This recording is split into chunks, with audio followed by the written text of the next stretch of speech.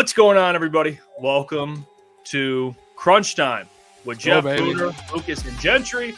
It is Thursday, May 16th. Fellas, I'm feeling good today. I'm not going to lie to you. Hey, by the way, I was telling Boone, went to the driving range. I was working on my golf game a little bit. Were you? Boone was on the phone. He was coaching me. He's giving me some tips. Took it serious yesterday. Those comments really got to him. I love that. Some heart right there. Some Brad Helms, Dan Campbell heart. Had an hour of time. I said, you know what? Let's get some work in. I'm not going to lie. Didn't look pretty, but I got some work in today, boys. How are we feeling? How's everyone's night going? Feeling great. Got good workout in. Got a couple things done throughout the day. Cleaned the car up. Now we're here. There you go. What about you, Boone? $1 million every day. Feel great. Ready to roll. A lot of good things happened today. Jared Goff. I've got a couple comments on that today. I've got a lot of different things that we want to talk about, so I'm ready to roll. Hope the people are ready too. Yeah, shout out to the people. We got Coach Walk in here. Shift God, J-Rod, Tyler is here as well. We Xavier D, ETN, Pennywise. ETN was talking about Kyle before the show. We appreciate all the people. And Andrew Jones, Anakin Skyogre. Man, we appreciate you guys for joining us tonight. Like you kind of alluded to, Boone, Jared Goff had his press conference today. Said some interesting things. Can't wait to break it down. No trade clause. That was it, and we'll get to it. We'll get to it in a little bit here. But before we get to Jared Goff, this is more in Boone's wheelhouse. But Jeremy Reisman put out the lines for every game at this point in time for the Lions, and I wanted to share it with the people. And it shows that because I found this out too, the 49ers are the only team in the NFL that are favored in every game. They are favored in every single game. The Lions are not. I think we talked about it. Yeah, they are not Kansas City. Yeah, it's weird how that works. ETN, look at that. ETN is a member, Crunch member now. He says, finally got that membership. LFG, big thanks to the boys for me, even though I'm a Rams fan. So excited. Congrats. ETN, we love you, brother, man. Proud of you. Proud of you, ETN. What an accomplishment. Let's go, brother. Yeah, what a guy, dude. He's been here just like a lot of others. Day one, man. Just kind of staying on that for a second. I think this is probably the most dangerous Chiefs teams we're about to see. I think the Chiefs, you think so? Their wide receiver core that they're about to have, I think people are sleeping heavily on what Hollywood Brown's about to do for that offense. When you combine Rashee Rice is all the noise that he's making, he's going to be there. That defense is going to be nasty. I know they had Tyreek Hill at one point, but this is going to be Patrick Mahomes is better than he was when he had Tyreek Hill. He's learned to develop outside of Tyreek Hill and create with playmakers. How many Super Bowls do they have? Does Patrick have now total? I thought he has 3, right? 2? No, 3. You're right. They're going for the 3-peat. I kind of agree. I think this team's going to be really good. It's going to be one of the best. They've won 3 Super Bowls. It's like it's going to be the best team they've ever. Like, dude, they've had the best team 3 out of the last 5 years. So no, I'm saying they're going to be really out of those 3. That's fair. Yeah, to me, it's like I expect them to be in the Super Bowl again this year. In my head. No, I wasn't that's why my prediction this year is Lions. It's going to be Lions versus the Chiefs, and then I expect this team to go back. Like if they could do it last year with the receiving core they had, and then they just add Hollywood Brown and no matter what happens to Rashee Rice, they've proven they can find a way to get the job done. Yeah. With Spags there too, they could have anyone on defense. They have Spags. Yeah. That man takes anyone to the Super Bowl too. And Andy Reid, you have one of the best offensive minds and one of the best defensive minds in the whole league. It's unbelievable. Probably both there's definitely not both, a defensive coordinator. Yeah, it's the. The only other thing with the offense is if you want to say Shanahan is up there, but Andy Reid. They've done it twice. Yeah, they've done it twice. Kyle was too busy making sure his eyebrows look good instead of calling in the second half. Plain and simple. Well, to Lucas's point, probably since Tyreek, they have a plethora of weapons that. Now they kind of figured it out without him. But now they have, Hollywood Brown. I don't know, Xavier Worthy. Maybe we'll see how they use him. They got Xavier Worthy. They're going to be really good. Rashee Rice, who's going to be I think he's suspended, I believe. He'll probably get a 4-gamer. He will be. And if not already. And then, but yeah, you always got Travis Kelce. The O-line's always good. They lost L'Jarius Sneed, but the defense, like you said. They got Trent McDuffie, Justin Reed. Keep going down. They'll be fine. They draft really well, too. So, But like I said, the 49ers are favored every game. I didn't look at their schedule, so again, it's probably, on the friendlier side. But the Lions do have a little tougher schedule. Let's check out some of the Lions here. I have them. Jeremy Reisman put this out, so I appreciate him for doing that. But you see that so far, look at the first couple games. These are the first 4 games. So the Rams, they are favored by 3. Tampa Bay, they're favored by basically a touchdown. Dottie. Arizona, they're favored by 4. Seattle, touchdown. Which this sounds about right to me. I'm not. The interesting one with the Rams, if anyone knows betting, you essentially get 3 points. Like at home, it's like that 3-point swing deal. Yeah. Actually, like if they put it in a neutral site, Vegas is telling you they think the Rams. It's a neutral. It's a pick-em game essentially. So that's one that was. I thought maybe the Lions would be a little bigger favorites, being at home, opening the seasons versus the Rams. They already beat them, but essentially it feels like Vegas thinks it's a even game. That's how I think of it. That's why I people got mad at me yesterday. No, I'm with you on that. And in the NFL, there's a lot of one-score games, brother. I think this is the toughest game of the 4 by a good margin, in my opinion. That's my 2 cents. The line shows it. Yeah, there you go. There you go, Juicy J. Yeah. Now, the line confirms it. So there you go. Thank you for that, It's your narrative, Las Vegas. Yeah, fits my narrative. But we'll keep going here. So yeah, everything checks out here. Now you get to Dallas. I like Minnesota, Tennessee, Green Bay, and Houston. Pick them. So yeah, Dallas that's about right though. Pick them on the road. I'm not surprised. Still have them winning, but yeah. This is the thing. Let's break this down real quick. I don't know who the Chiefs are playing on the road and at home, but say these were flipped and those 3 games were 3 of your home games this year. You're favored by 2 or 3 in each one of them. Because again, the 3-point swing with Vegas, home teams typically get. Dallas, it's a pick 'em. You're getting 3 points if you're at Ford Field. Green Bay, it's 1.5. You're getting 2.5 if it's at Ford Field.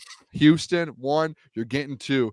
You're getting 2 if it's at Ford Field. So to me, that's how I look at it a little bit. And it sucks too because this whole list, the only games the Lions aren't favored in are the toughest games of the year, which kind of makes me like, why can't we be favored in one of these games? I think by the time they get to Dallas, the line's going to be just favored for Detroit. I don't see a path for Dallas to start off as hot as they did last year. And then even if you put the 2 teams on paper, there's not a path for the Cowboys to beat the Lions outside of injury this year, in my opinion. I think if CeeDee Lamb, the secondary steps up like we all expect it to do, and they just limit CeeDee Lamb, it's game over. It's game over.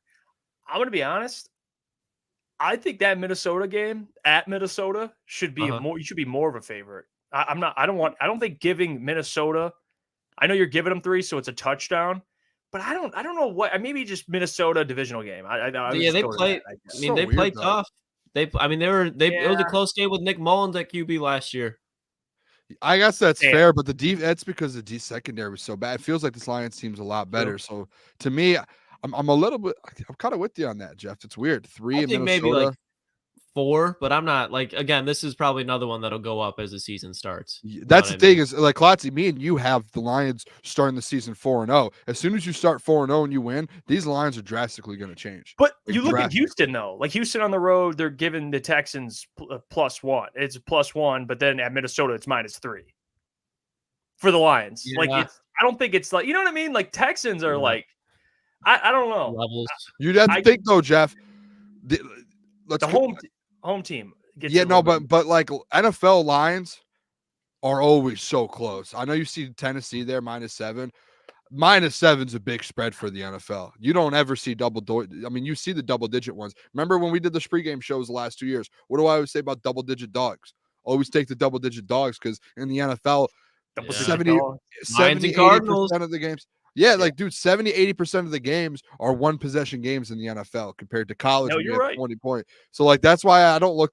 It's hard to take too much into account here with that because it is the NFL, especially a division game, dude. You've seen us lose last year. We didn't think we were going to lose to the Bears or the Packers, and you lose to both of them one time. So, like, you never know what's going to happen, especially in the division.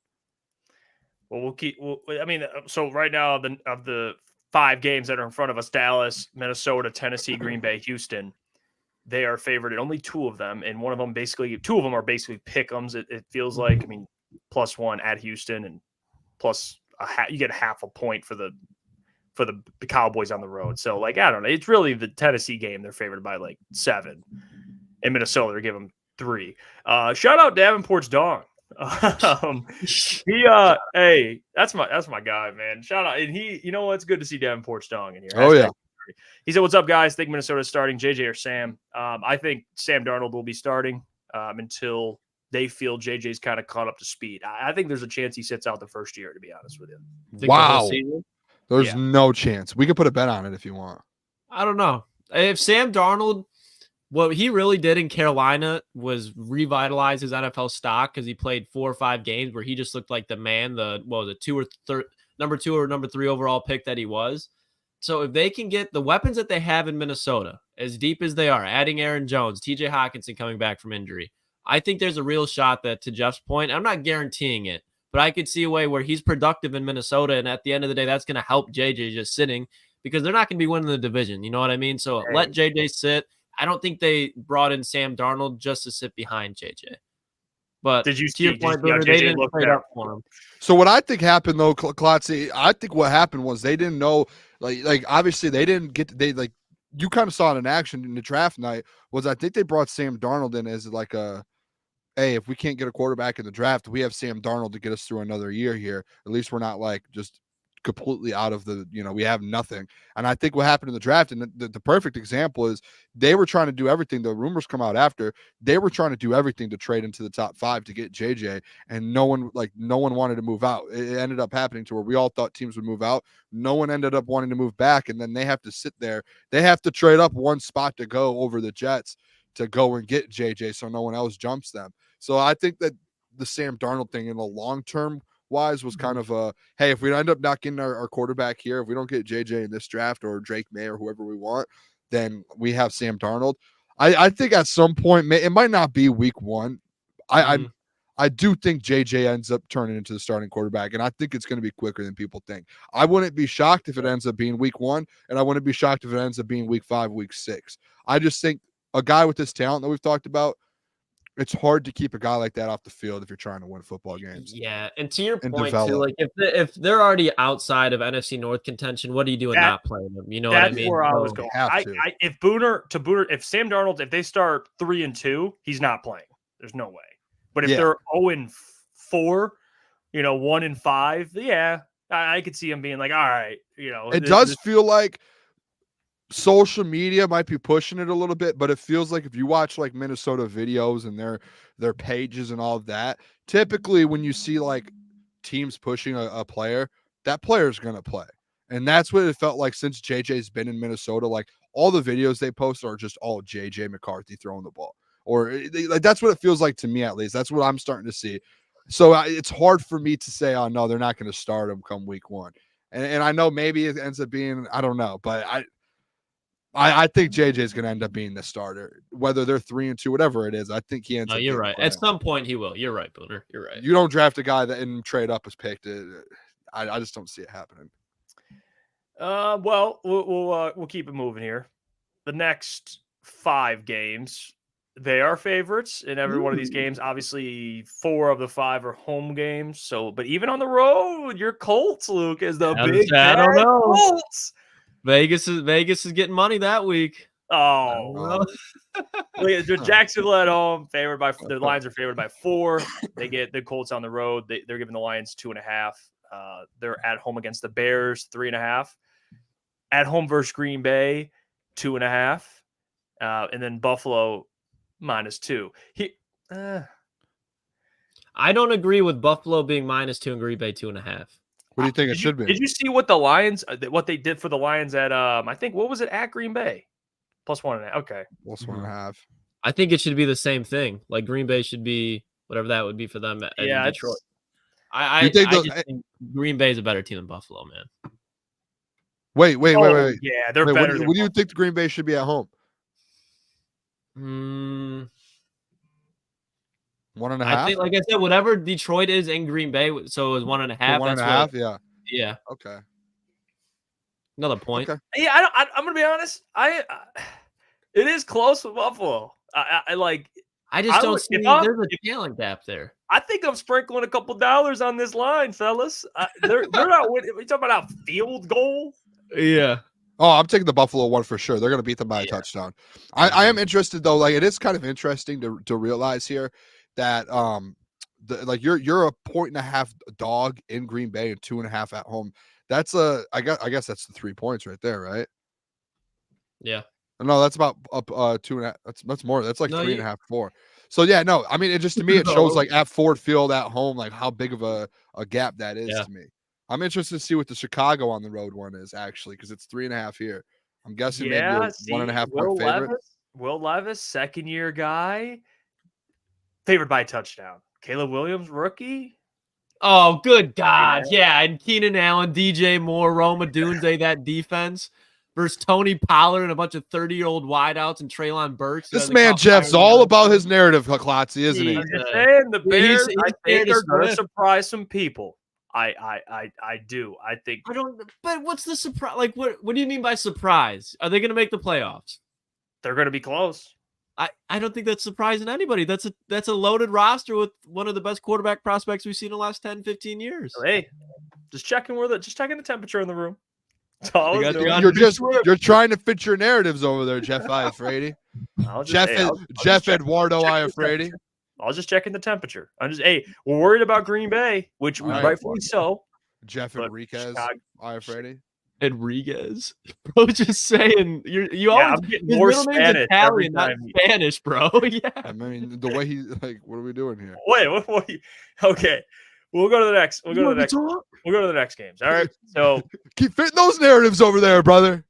How about this? Chicago, they're favored by 2, which again, tough place to play. That's a tough place to play. It's just the weather. I hate playing. I thought if you're playing in the NFL, it must suck to play in Chicago. Like, honestly, it must just absolutely quarterback. Suck. And then you go on the road to San Francisco and they're giving the 49ers plus 4.5, or you're giving the Lions plus 4.5. But that's a big number. That's a big number. I know. That's where I was. That's such a big number. Plus 4.5. It's almost, guys. If I'm being honest, it's almost disrespectful. That's what I was going to say. That should be a pick 'em. I don't see how it's not a pick 'em. If you're going to ask, okay, yes, the 49ers obviously beat the Lions in the NFC Championship game, but which team improved the most in the offseason? Not saying that the Niners didn't, but addressing the needs. I think the Detroit Lions had a much better offseason when you look at what they did with the roster compared to the Niners. The Niners' offensive line is still a question mark, and that was their biggest weakness. The Lions was a secondary. We have a topic. We have a topic later in the show, I think, about PFF. They did the offseason rankings and grades. God. You'll be able to see the Lions to the 49ers, and if you think that the Lions having a 17-point lead and absolutely dominating that 49ers team, and then having a better offseason than them this offseason, that they're 4.5, they should be 4.5 point dogs on the road. So essentially what they're saying is if they played at Ford Field, they're about 1.5, 2.5 point dogs. The Lions are in their own place. Like, that's crazy to me to even think that. This should be like, if you weren't going to do a pick 'em, fellas, like -2 maybe. I think that's fair. Like -1.5, -2. I think, like, if we're being realistic, plus 4.5 is crazy. Mm-hmm. I think even in the second half, how the Lions melted down. Like, if you're going to count the second half, you got to count the first half when they were up by multiple touchdowns. Like, you got to be consistent, and they were up by multiple touchdowns against 49ers on the road in the playoffs. If Week 17 wasn't so far away, so that I would probably put a bet on it right now at plus 4.5 and lock it in at plus 4.5 because it's going to move by the time that comes. Yeah, but that's so far away, dude. I guess it's like having a stock. Except I have to wait like 12 months. Well, that's the thing. It's gonna be like that for the Lions, even though they had they stepped right on the 49ers' throats, and then they let up. Stepped off of it. Hey, real quick, this fella, the odds. If you break the odds down, 13-4 based off the odds there, which is an interesting. Lines with the Booner path. It does. Things are aligning. Hey, Klotzy, when the stars align, guess what happens? A Lombardi trophy comes to Detroit, baby. Well, actually, yeah, he is right, man. It's 13-4. Yeah, it's not. Well, the Dallas one, technically their favorite, but we had them as a win. So it's different games. But yeah, 13-4. He's right. Yeah. What game did I have as a loss that we're favored in? I think you guys had the Colts. Indy. Oh, yes, indeed. We had that 3 out of 4 game stretch, Boone. We both did. I was surprised. I thought I was nervous about not nervous as far as what you were gonna say, but I was just like, this is gonna go over like a fucking rock with Booner. Losing 3 or 4 teams. The thing is you want to be realistic a little bit. Like teams are, unless you're the greatest team of all time in the NFL, which I think the Lions can be. You're going to go through some like tough stretches. Like that's just the way of the game. And if you have a bye week in week 5, after you come back, there's going to be a couple weeks you win some games, and then it's like, all right, we're going to have probably a couple down weeks, which is fine. Like that's not a big deal as long as those down weeks aren't in the playoffs. Like I'm happy with that. So I'm fine with it. What was I going to say? I had something else too. It just flew out of my head. I'm trying to think. We'll get to the Jared Goff stuff. If it comes back, you can bring it up. If it comes back to you, we'll get to Jared Goff. My brain working right now. Today he met with the media, and he mentioned, and I don't know if this was today. It might have been yesterday night. Whatever, we missed it, and I didn't catch it on social media. But he has a no trade clause in his contract, and that was a big part of the kind of the deal to him, is having that security. You know, that he will be in one situation. I remembered. Squirrel. I was just going to say, Klotz, me and you had them 3 of the 4 game stretch. I saw a lot of people putting their record predictions on Twitter today. A lot of people had the same stretch going 1 and 2 or 1 and 3 or whatever in that stretch. We weren't the only ones. Road games as well. It's a little bit of a road stretch. We weren't the only ones. I saw a lot of people. I mean, I think I saw some people that are in our chat at some points that had a similar thing. So. Sorry about that, Jeff. Nope. No, it's all good. Do you guys ever, a little off top here, do you guys ever like want to say something and then forget and like it just bothers you? Like you can't just get it out of your head. Like you just sit there and you're like, oh my gosh, I need to know what I was thinking. Yeah. It happens. All the time. Yeah, dude. Don't even worry about it. It happens. But yeah, I do. I want to play this clip of Jared Goff mentioning that no trade clause, how it came to be, and why it meant so much to him. So let's play the clip. Damn it, felt. Jeff was just fighting through that. Hey, it's all good. Let's see here. Okay. Oh man, I'm sorry. Mostly security. I think you can go back and forth on the numbers and whatnot, and that wasn't really the thing that was ever something I was extremely concerned with. It was the security and the no trade clause and all that stuff, knowing that all that was in there, and feeling secure, and then knowing that I can now put that behind me and be excited about what's to come. Mostly security. So he mentioned it, security. To have that security is important to him. Obviously, given the fact that the Rams kind of just said, see ya, and traded him away, which it is becoming more common in the NFL that quarterbacks do get no trade clauses. I looked it up today, that quarterbacks that have no trade clauses, I think just to name a few, I think Jalen Hurts has one, Dak Prescott has one, Deshaun Watson has one, and Jalen Hurts has one, which I actually did not know that. He has a no trade clause. So just to name a few, especially in the NFC there. I know Deshaun Watson's AFC, but I'm sure Patrick Mahomes Hurts has and Dak one. Prescott in the NFC also have a no trade clause. So if Dak Prescott has one, Jared Goff should have one. Well, so that was just NFC quarterbacks, right? And I think Russell Wilson has one. Had one. That's why it's weird. Like I don't even think Burrow has one, Boone.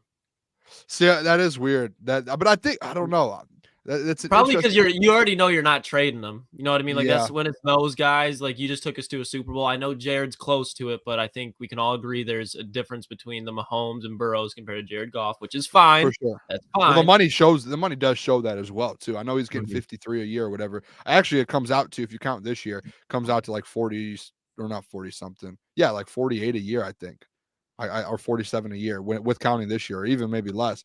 But like, I don't think no trade clause is that big of a deal, fellas. Honestly, I know a lot of people were a little. You could maybe they didn't voice it, but you could tell some people might have been a little unhappy with the trade clause. But at the end of the day, it's like Jared said, it's do you want me to be your franchise quarterback or do you not want me? I understand you're going to pay me a lot of money, but like when he was in LA, yeah, they started to struggle and he was blindsided with that trade. And like, he doesn't want to go through that again. And if you want to kind of commit saying, hey, you're our franchise guy, I think like the no trade clause and the fact that Brad said, yep, we're going to do that shows how much trust that like they have in him, them wanting him to be here long term to kind of lead this football team as well. So that's like a little bit to me. It shows me and Klotz were talking about before the show, like Brad even just signing this deal with Jared. If you trust Brad and what he's done, like it shows already him doing this deal that he trusts Jared Goff. So him having a no trade clause to me is just like, yep, whatever. We're like, we can move on from that. They weren't probably going to trade him anyways,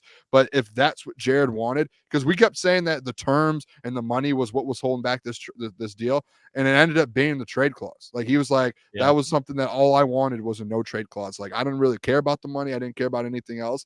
I just wanted to have security in my career. And I think that's even like that helps the quarterback probably play a little bit better too. Him to go out there without a fear of where hey, I can just go out there and be loose. So I'm not going to sit here and say it's a bad thing to have that. Yeah, I agree with you because at the end of the day, Jared, I think it's one of those things where it's like you just want to be loved, man. You just want to feel appreciated because to your point, he probably felt like he's looking behind his back a little bit through the season. So when he does get through into those dolls when he was playing against the Packers and the Bears, it probably makes him a little bit more heightened.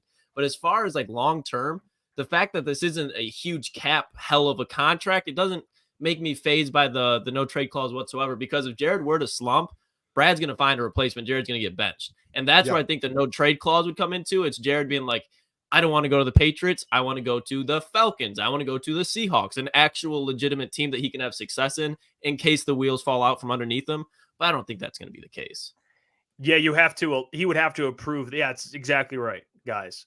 You nailed it there. It's not that it's impossible to trade him. Not that we want to. I'm just talking about the other side of it, that he would have to approve it, which I think is a smart thing for Jared. Like if I'm Jared, I want that. I don't want to be dumped somewhere in case, let's say I do have a bad year or bad 2 years, whatever, and I'm in a slump.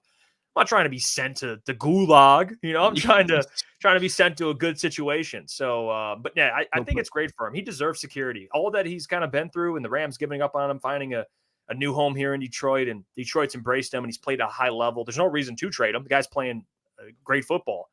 I think for him, it's interesting to hear him say how important it was to him. And just to name someone else, Josh Allen also has one. I just looked that up. Who does? Josh Allen. But the point is, it's not like a stretch anymore. More quarterbacks are getting them. And I know Joe Burrow doesn't. I don't think Herbert does. I don't think Mahomes does. But they're not going anywhere. Yeah. Yeah. Those guys aren't really going anywhere. I mean, if I'm Deshaun Watson after that crap, yeah, I want a no trade clause, or Russell Wilson, or for sure. Yeah, Josh Allen probably. It's just smart to have that. If you can get it negotiated into your contract as a player, smart, very smart.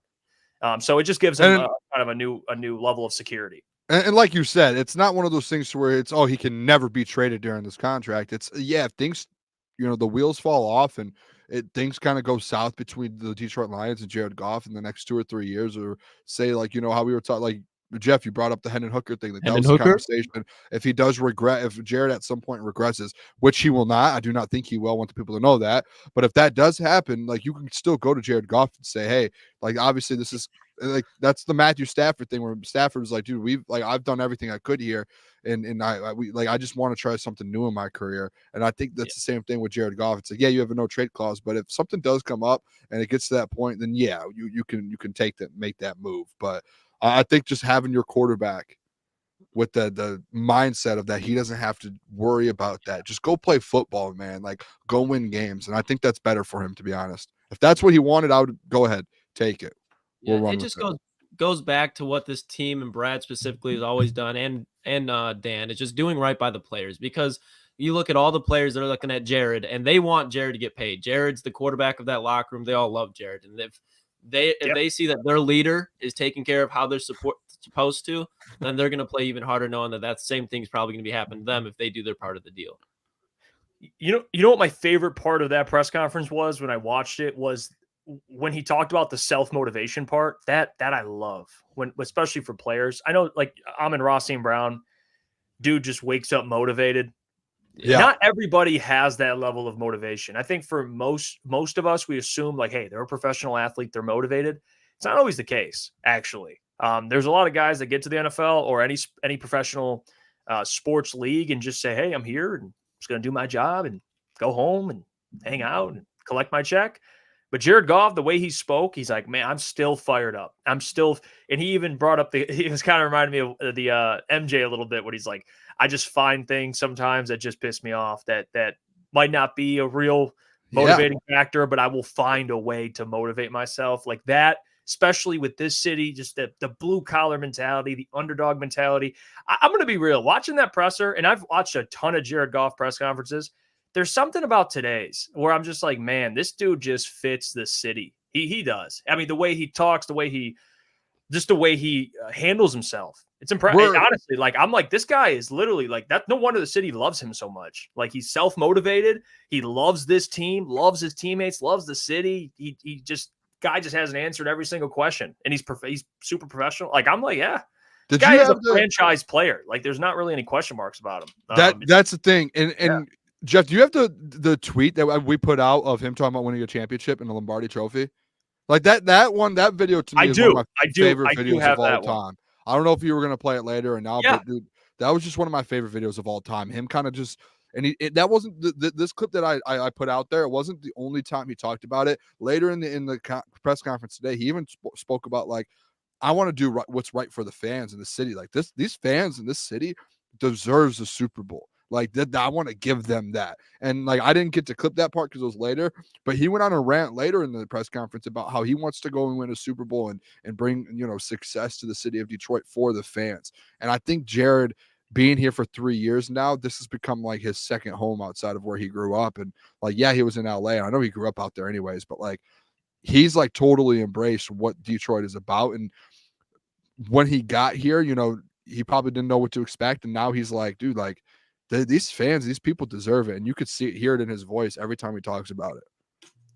Yeah, let's check this out. This is a clip of him kind of talking about that Super Bowl, the Super Bowl aspirations and everything that kind of entails. It's a quick clip. It was posted by the Lions, so credit to them. I'm more driven and more fired up than ever to go even harder and put the pedal to the metal even more to bring a Super Bowl to this city. And that's what's most important. That's what we talk about is he does seem like a type of guy. Like again, the money, yeah, it's good. Of course, no one's going to deny it's good. Signing the contract, inking the deal, knowing you're going to make generational wealth.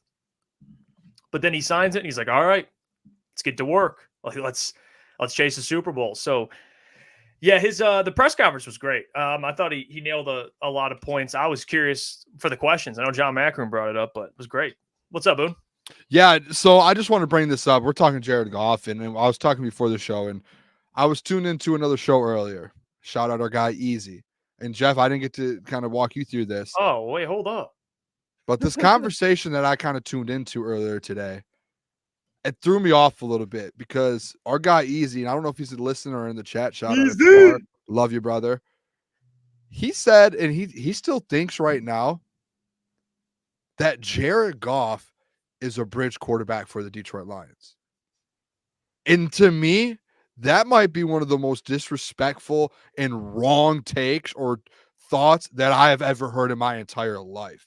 Like that is, you have a guy who has been here for 3 years, just took you to an NFC championship game, and he just signed a 4-year extension with another year in the middle of there. He has a chance to be in Detroit for 8 seasons. I don't know. And I don't know if Easy just doesn't understand what a bridge quarterback is in the term bridge quarterback. But if Jared Goff's a bridge quarterback, there's only a handful of legit franchise quarterbacks, not just in the NFL now, but of all time. Because to his point, Jeff, is what he was saying was, well, you're a bridge quarterback if I don't think you can win a Super Bowl, or if you haven't won a Super Bowl. Until you win a Super Bowl, you're a bridge quarterback. Okay, let's break this down real quick. You guys want me? Let's put some names out there real quick. Josh Allen, bridge quarterback, yes or no? No. Josh Allen, fuck no. Okay, Lamar Jackson. Not even. Lamar. Let's just go yes or no. But Lamar Jackson, yes or no? No. Joe Burrow? No. Don't even. CJ Stroud? No. I'm just yes or no. Trevor Lawrence? No. No. No, okay. don't you? No. Justin Herbert? No. Okay. Let me keep going here. Let me find some here. Jalen Hurts. Maybe a bridge. I don't know. Jalen Hurts? No. He was Okay. like supposed to be, and he was evidently not. Jordan Love? Like, what are we guys? Easy? What are you doing here? Like, he just signed a 4-year extension. One of the biggest signing bonuses of all time. I don't understand. Like, he's the farthest off from a bridge quarterback he can get. Brad Holmes literally just said to your face 2 days ago, he looked you dead in your eyes and says, "This is our franchise quarterback. Here's some money." Tell me how you're going to, let me hear your side of this. Because if you say he's a bridge quarterback, I will leave the show right now and I'll see you tomorrow night. No, okay. I'm going to be honest. I will, this is actually funny. I'm glad you brought this up, Booner, because it allows me to get into this talking point, which I think it's a lesson for a lot of people. When Jared Goff first got to Detroit, I called him the Mackinac Bridge of quarterbacks. It was a little, I know. Keep it coming. I did. I called him the Mackinac Bridge of quarterbacks. But here's what I'm willing to do is admit I was wrong, because he is not a bridge quarterback. That is what I thought of him near the end of his tenure in LA. I think a lot of people looked at him like that. He was a throw-in in the trade, and you figured, okay, here's your franchise guy for a little bit, and then you move on. But what Jared Goff has done in Detroit, I think saying he's a bridge quarterback is disrespectful to the level of play he's been at. Pro Bowl, one of the best quarterbacks in the league, in the NFC. But I think he's top 10 in the league. And right now in the NFC, guys, if you want to put Dak Prescott, I'm not saying us, but let's say there are people out there, Dak, Jalen Hurts, I would take Jared Goff over those guys personally. Jalen Hurts, yeah, you can argue that. So 1 or 2, in my opinion, in the NFC, Jared Goff is. Matthew Stafford, if you want to put him in there too, there you go. He's top 3. However you want to put him, 1, 2, 3, wherever. That's not a bridge. Where does Geno Smith rank in that guy? That's literally who I was just about to say. You know what, Lucas, and I'll set you up for this, because my thought on it, Lucas, is Geno Smith, when he signed an extension, got a 2-year, 3-year deal?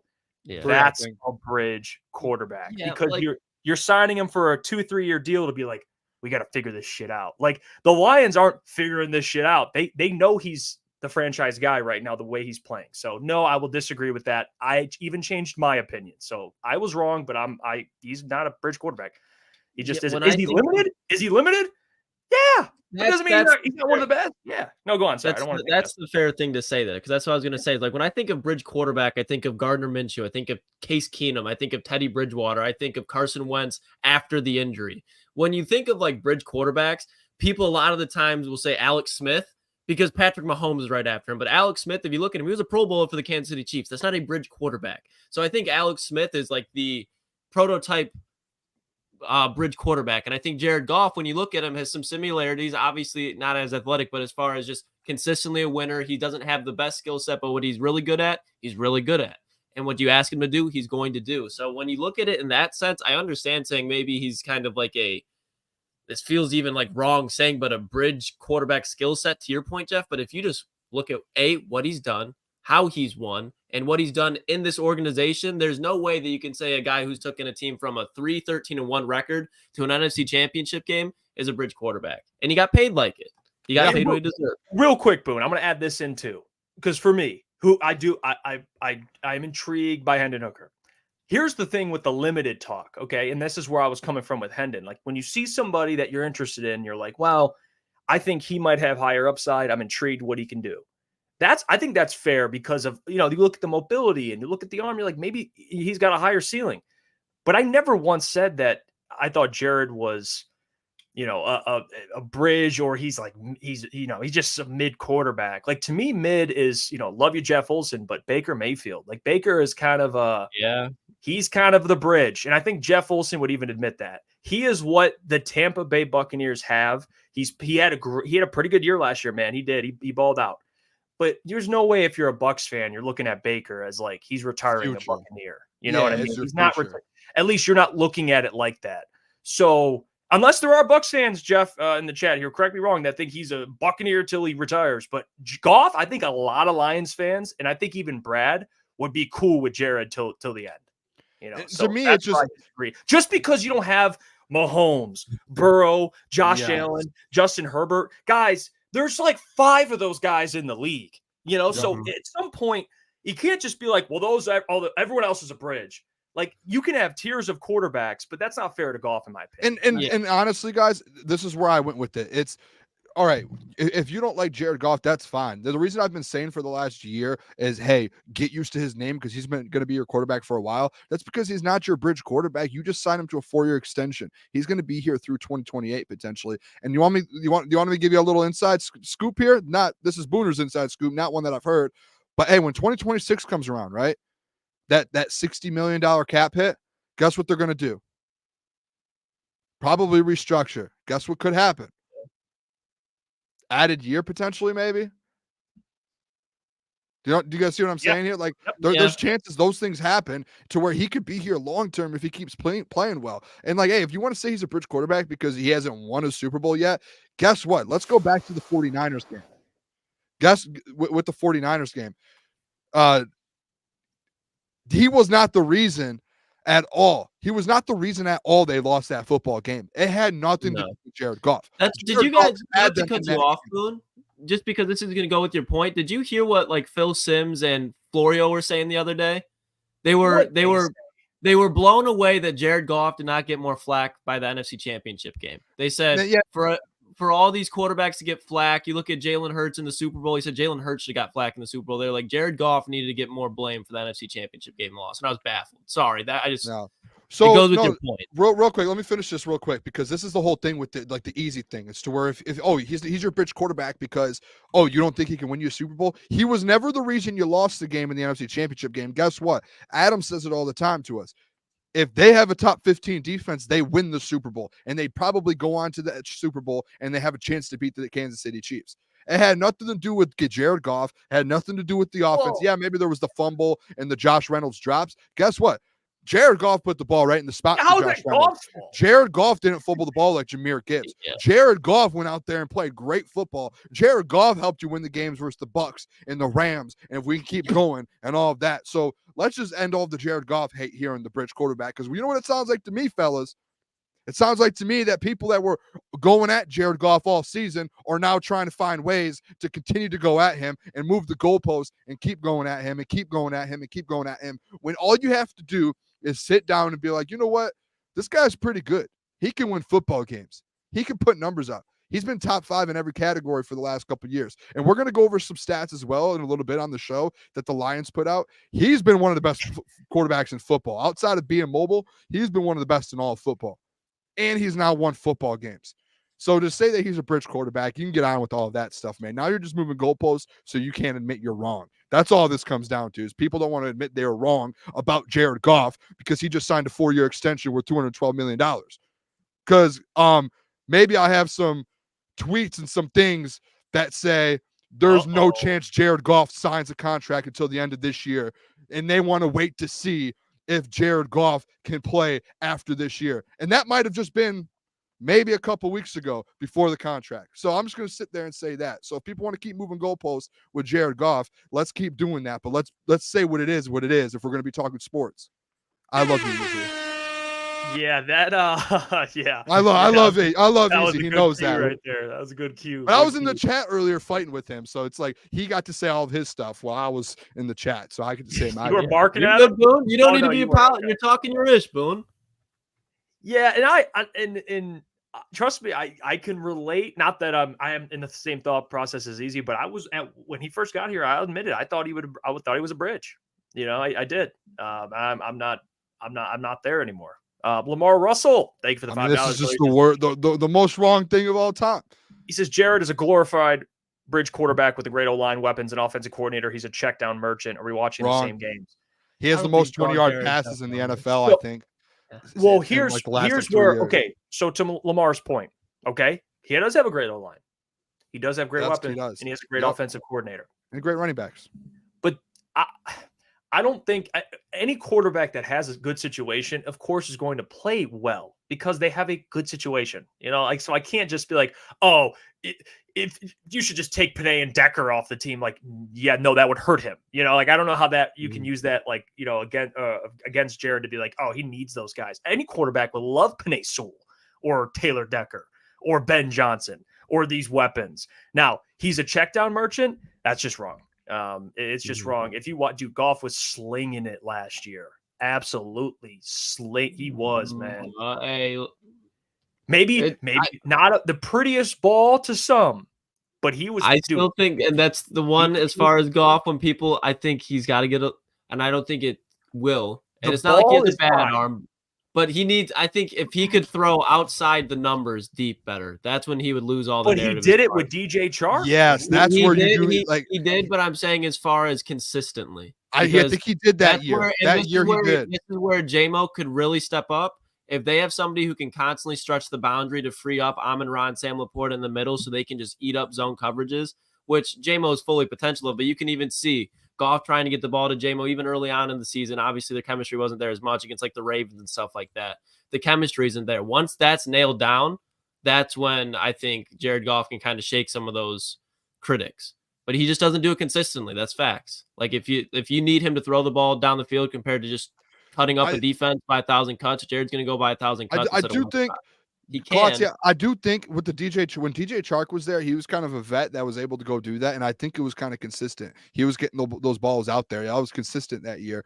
This last year, you didn't have that connection as much with J-Mo, and J-Mo, like, he didn't get put in that many positions, and you did actually see a couple times him get the ball out to J-Mo. You saw a couple touchdown passes, and you also saw him overthrow a couple, which means he's getting them out there.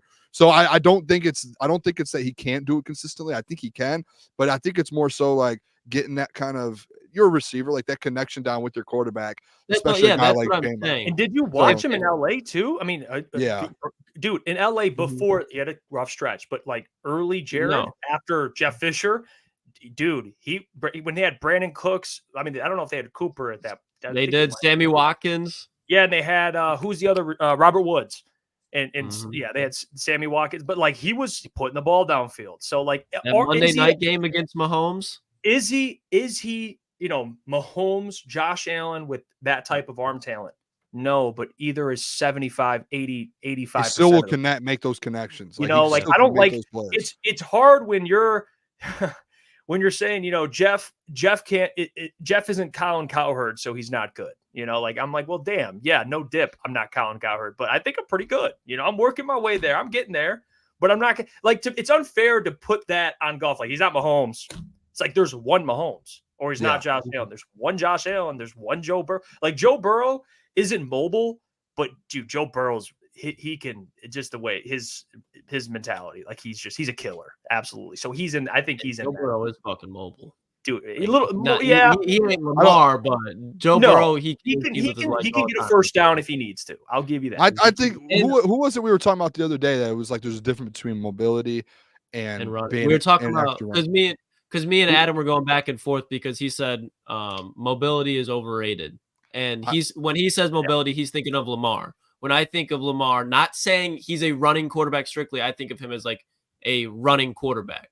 But then I think of like CJ Stroud as mobile, Joe Burrow as mobile, Brock Purdy mobile. I don't think Jared's that, but that's okay. I think he knows it too. Jared knows it. He'll admit it yourself. Like he knows he can move a little bit.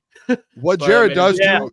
Yeah, Jared does make some plays though where he like, the one thing that some quarterbacks don't have is there is that pocket awareness. He did go through that 3-game stretch to where the awareness was gone, it felt like.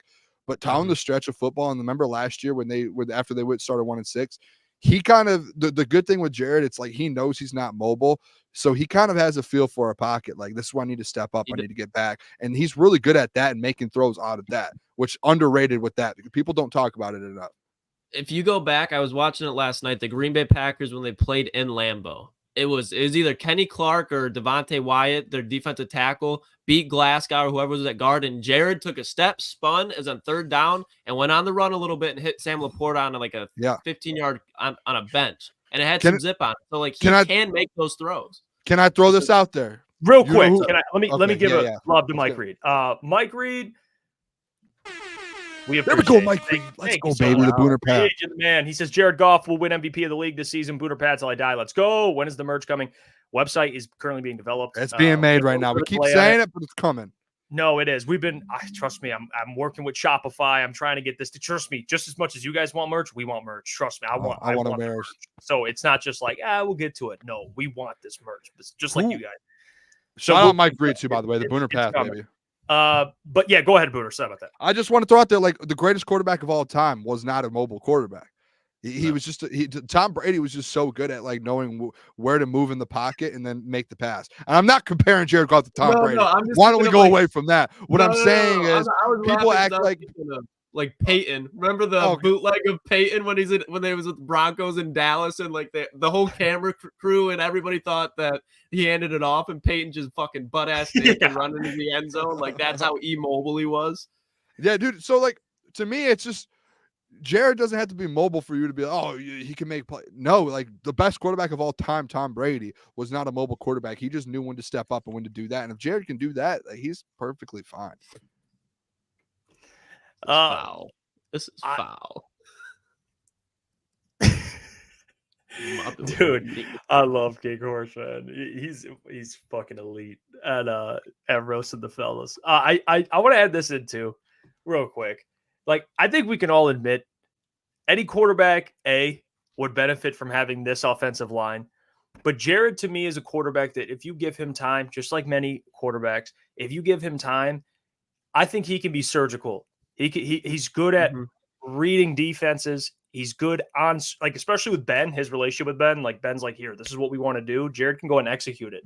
Yes, he needs to be protected because he's not the most mobile quarterback. You know, a little not in terms of moving in the pocket. Like, okay, that's fine. But guess what? He gets the job done. So yeah, I want to play this clip of Cam Newton after Mike joins the show. We're gonna have Mike on, and he's gonna talk. We'll ask Mike about Jared Goff, the mobile stuff, or really the bridge stuff, and I want to see where Mike's at because we haven't got a chance to talk to Mike since he signed. No. So let's bring our guy Mike on here. So please welcome the show. Host of Line Talk by Chat Sports, MicroMike, the one, the only. Mike, welcome to the show, brother. How you doing?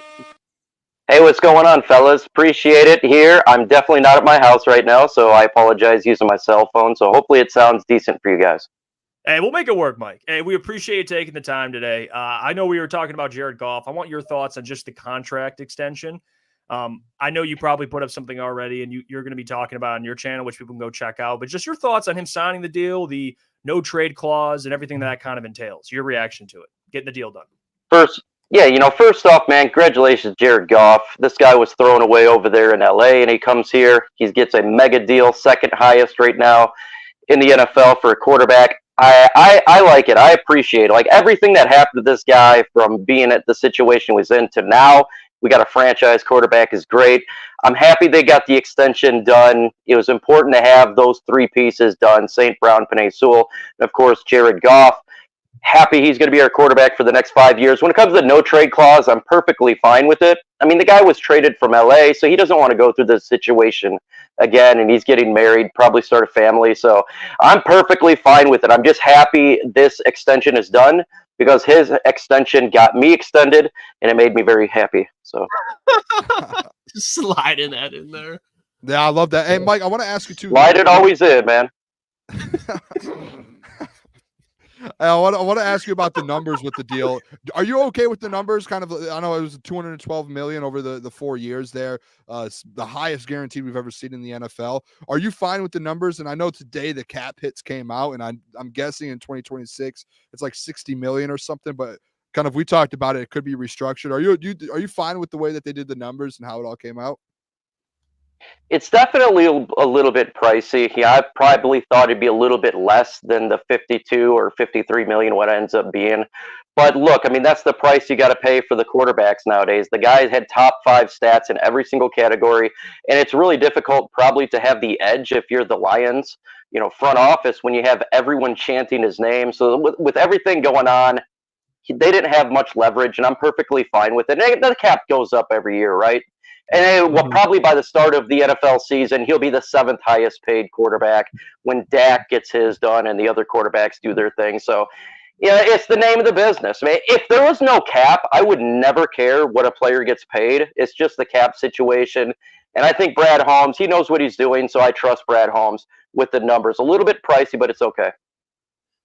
Mike, and it's something that, and I'll be honest, the thing that kind of not concerns me, that definitely makes me kind of back off a little bit more, is not the money, but the 4 years part of it. Do you think Jared is a quarterback that'll be able to hold up his end of the bargain that he just signed this contract with for the longevity of his contract?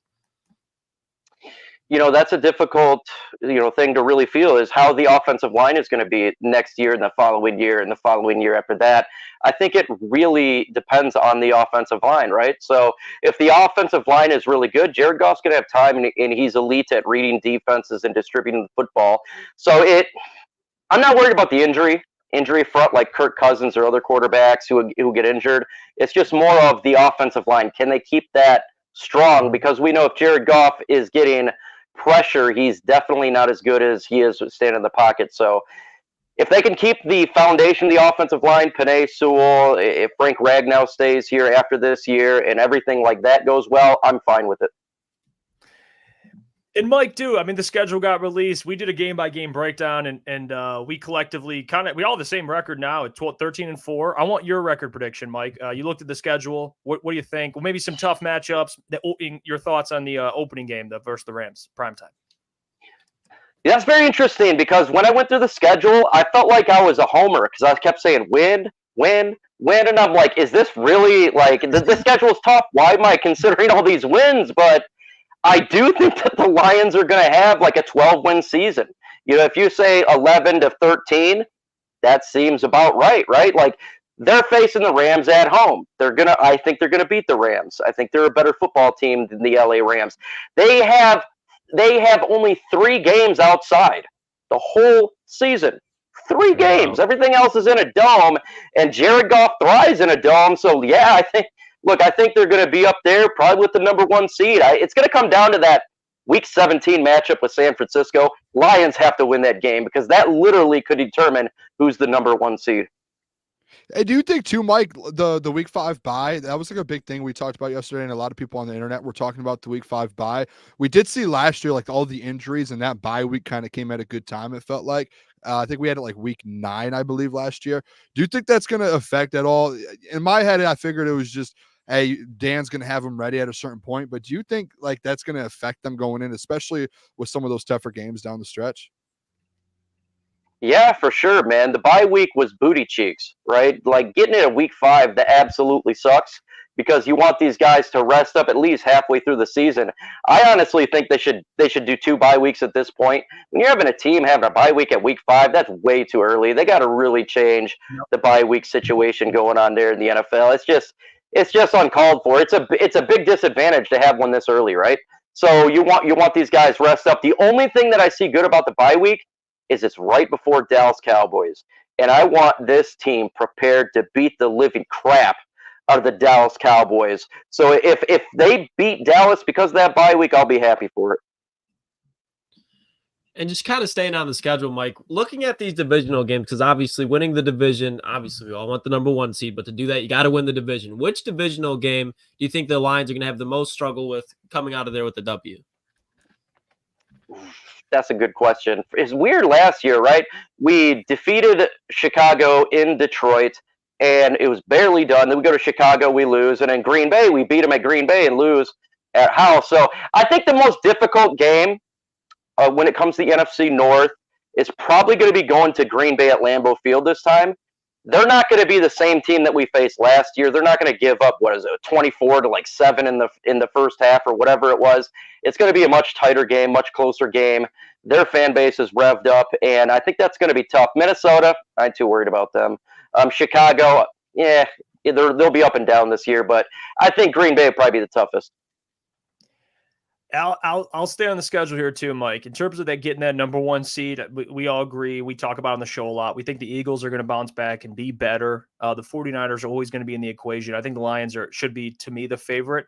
So go out there and get the number 1 seed. But then you see the 49ers. I know it's just the odds. It's early, but they're the only team favorite in every single game. What's your confidence level? I know you mentioned 11 to 13 wins is realistic. Going out and chasing that 1 seed, and should that be the goal? Because they have a tough matchup. They get that 49ers game at the end of the season there. I think it's before the Minnesota game to close out the year. But just your confidence in that 1 seed. Man, we got to get that number 1 seed. If we had that NFC Championship in Detroit, we win this game. We're in the Super Bowl. There's so many things that was so came close for the Lions to get to the Super Bowl, and I do think that we got to get that number 1 seed, and that's the goal. It's not just winning the NFC North now; it's getting to the number 1 seed and having the playoffs go through Detroit. Dan Campbell said it 2 years ago. It's going to come through Detroit, and that's what we got to do. You want to be favored. You want to bye week right, at wild card weekend and rest up, and then play the next couple home games in Ford Field is extremely important. Yeah, that 49ers game is going to be tough. I mean, it's literally the second last game of the season. The line's going to be beat up. So it's going to be tough. It's going to be the most pivotal game of this whole season is that 49ers game. Man, I can't wait for. I'm already pumped for that week. I got one more question here, Mike, for you. Just about these rookies. We saw the mini cap happen on Saturday here, and we saw all these videos and everything about Terrion Arnold and Ennis Rakestraw kind of going back and forth at it. Rakestraw actually asking Terrion questions, and then the Terrion pick 6. What are your thoughts after seeing the mini camp? I don't know if you were able to get there on Friday, but what are your kind of thoughts on this kind of this DB room now with the rookies and kind of the step that they could take? Do you think Terrion's going to end up starting right away and be just a dude out there? Hey, Mike, he's got Puka Nacua week 1, man. Right off the bat. Yeah, He's got, well, look, it couldn't be worse than last year, right? The Puka Nacua went off, and they still lost. I think Terrion Arnold is epic. I really like Terrion Arnold. This guy makes me hard. I'm not going to lie. When I look at his tape, he is very fluid. He's going to hold that. It's true, man. I had a crush on him. I'm very happy we went and traded up and got him. He's going to really hold down this secondary. This young secondary is going to be good. I don't know how long Rakestraw is going to take probably a little bit of time. He'll be more nickel. But Terrion Arnold, he's got his hands full, but I think he's up to the task. I really, really do believe so.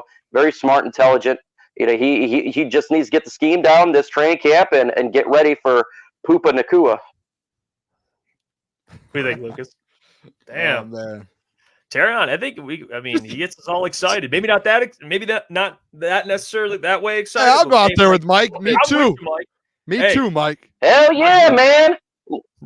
I had him in my mock draft. I said the Lions are going to trade up and get this guy, and they absolutely did it. So for someone who, you put your content out there, and you're hoping that the stuff comes right. So when they got this guy, I swear I felt like I went in my pants really quick. I was just going to believe it. So look, what was the 2 positions we needed, right? Secondary, corner, and edge, man. And we fixed that corner position like crazy. It's been an Achilles heel for this team since we traded away Darius Slay and got rid of Diggs. And I think we finally got it down pat. And that makes me so happy because I want to win a Super Bowl. I want to get to the Super Bowl. And you've seen in the playoffs what happened to our secondary. They were getting torched. It's not going to be like that this year, and that's so good. Yeah. Spot on. Kind of something that we saw in the playoffs as well is Jahmyr Gibbs, David Montgomery. Both of them were making a huge impact in the playoff games. Do you think that Jahmyr Gibbs, we have this conversation all the time on the show, do you think that Jahmyr Gibbs and David Montgomery, their roles kind of stay similar? Obviously, Brad said Jahmyr is going to get more of the rock, so there will be a little bit more increase at the very minimum. But how much do you think that's going to change as far as the difference in carries this year? I think Jahmyr Gibbs will get more carries than David Montgomery. I think it's going to be very similar to when we had Jamal Williams, the situation there, and DeAndre Swift. But this time, it's going to be Gibbs getting more of the carries. I mean, the guy is absolutely stunning. I think he could be the best running back in football this year. He has a chance to be an offensive player of the year. That's how much I think of Jahmyr Gibbs. They know this. We all know this. We've seen this guy play, and he needs to get the majority of the touches. And remember, David Montgomery's last year in Detroit is this year. I mean, they probably won't bring him back. So you go ahead and give Gibbs the job, hand him the keys, and make him number 1. Look at that fits Klotzy's narrative. He believes what I've been saying, Mike, is, and there was a player that he's been comped to out of the draft, is when Alvin Kamara went to New Orleans, they had Mark Ingram, and especially year 1, it was a very heavy dose of Mark Ingram, and then Alvin Kamara kind of split it to like a 50-50 type of thing. But even in year 2, it went to like a 70-30. And then the following year, it was like Mark Ingram was there, but then it was like, oh shit, Mark Ingram's now a 1,000-yard running back for the Baltimore Ravens. It's not like Mark Ingram wasn't good, but when you have a guy like Alvin Kamara, like Jahmyr Gibbs, you let them just take over that backfield. And obviously, you need a decent running back with Jahmyr Gibbs with his frame. Like, I'm not saying that. I'm not discounting David Montgomery whatsoever. But I just think there's a difference between the two. David Montgomery's awesome. I don't think anybody is ripping on David Montgomery. The guy is an awesome running back. I love him. But Jahmyr Gibbs, I think, could be the best running back in football. When you have a guy this talented like Gibbs, you got to give this man the touches. We've seen his progress, right? We've seen him slowly get worked in there, and then the Vegas game hit, and he blew up. He got really patient in the pocket, waiting for the hole, and just exploded. So that's what we're going to see. And she needs to be the number 1 running back. I love David Montgomery, but Gibbs is better, right? I mean, Gibbs is awesome. Sure. So you've got to give this guy the touches, but not every single touch, right? You're not going to overload the guy. You want to keep him through all the way through the playoffs and into a Super Bowl. But he should get over 1,000 yards. I can't even imagine how many yards all-purpose he's going to get this year between Josh Reynolds not being here and Jahmyr Gibbs out of the backfield. Oh, it's going to be amazing. He's going to be a special player. Alvin Kamara, good comparison. Chris Johnson, former Titans running back, a really good comparison as well. I think you know what? We've had this argument yesterday, Mike. I think you've kind of bridged the gap over there. We're not talking Jared Goff bridge, as Easy would say, but bridge the gap with our argument here. What do you think? Before you go, what do you think about that, Mike? The bridge stuff. Is that dead? I heard it today. I was kind of shocked. I don't know where you're at with it. Because we think it's dead. We think it's dead at this point. Yeah. I remember there was some bridge that got torn down or whatever that got hit by a big old ship and it took it down. That was Jared Goff's bridge. It no longer exists. He's not he's the second highest paid player in the NFL right now. He's not a bridge quarterback. You don't pay a guy the money of $212 million for a 4-year extension if he's a bridge. Yeah, he's not a bridge. Like, if a lot of people still think he's a bridge, hey, Santa Claus is also real to them as well. Much Wouldn't be shocked. God, we love you, Mike. You take care out there, my friend. You keep up the great work. Guys, you guys know who MicroMike is. Check out. He's absolutely crushing as always. And hopefully we can talk to you soon, my man. We appreciate you so much. Thank you. Absolutely, man. Everybody, make sure you hit that like button for these guys. They're killing it. And I'd want to see them kind of go above a former employer of theirs. So continue to smash that like button, subscribe to the channel, make them the top dog. Yeah, let's go, Mike. What a legend. MicroMike, you guys can check him out. Again, Lions Talk by Chat Sports. Mike, Adam was saying you might have been kidnapped. You look like you've been kidnapped. You're in Ukraine. I hope everything's all good. But not sure what's going on. Yes, I have been kidnapped. It is done. And there's the person that kidnapped me right there. So, yeah, we're going to have some fun, though. This kidnapping is not like other kidnapping, so I'm excited. Whoa, okay. Hey, Mike, you do you tonight. All right, you do you. That's why we love you. All right, take it easy, fellas. Yeah, Mike, appreciate you. Appreciate you, Mike. Oh, what a something, man. He says, this ain't no kidnapping, bro. Yeah, Mike get. Hey. Shout out to him. What a guy. What a guy. But yeah, what he said at the end there was very fair about Jared Goff. And we have this clip here from Cam Newton talking about Jared Goff. And we know who I would say right now in terms of content, the king of declaring bridge quarterbacks. Right? He did that with Brock Purdy. Yeah, he will call it out. Viral. He calls it like he sees it. And let's hear Cam Newton on Jared Goff, because if anyone's going to call him a bridge, it should be Cam Newton, right? I mean, that's what it should be. All right, let's listen to Cam Newton here. Listen, Detroit, y'all get my blessing. Not that y'all cared anyway, but I'm going to let y'all motherfuckers know something anyway, because this is why I respect Jared Goff, because I've said it many times, even when I called him a game manager. Okay? Which is not a bad thing. It is not a bad connotation to style of play that person is, okay? He was shipped, he was migrated to Detroit to die. Respectfully, They threw him to the pack, came back leading it. Came back leading the prize. You dig what I'm saying? What he's been able to do in Detroit is something that no quarterback has ever been able to do. And I say that respectfully. So, yeah, man, well-deserved. So he's definitely worth the bag. With it, yes. He's worth the bag. Yes, for sure, for shit show. Like, So from a player perspective, question for you. When you sign a big deal like this, is it more pressure on you to perform? Like, because you got to live, is that running through your mind? No, this is his third contract, right? Yeah. But this is his biggest contract, though. Of course. So, like, even in his mind, or even when you signed a bigger contract, Nothing should change. Nothing. I think he's proved to the locker room, to the executive and the fans that this is who he is. What more does he have to do? Yeah. He's been in Detroit going on 3 years now. I want to say so. Yeah. 3 or 4 years. But he's proven himself to be the reliable player that they can depend on. Yeah. So, yeah, man, that's something that it's no surprise, bro. And that's just how it goes. It's like the next person up is going to topple that. You know what I mean? It is what it is. Oh, Iafrate, you done did it. Good. Oh, I was laughing, so I didn't want to interrupt the video. I He was is muted funny. too. I muted myself too. Cam Newton cracks me up, man. And the hat comments always get me. Hat never falls off his head. I've never seen it once fall off his head.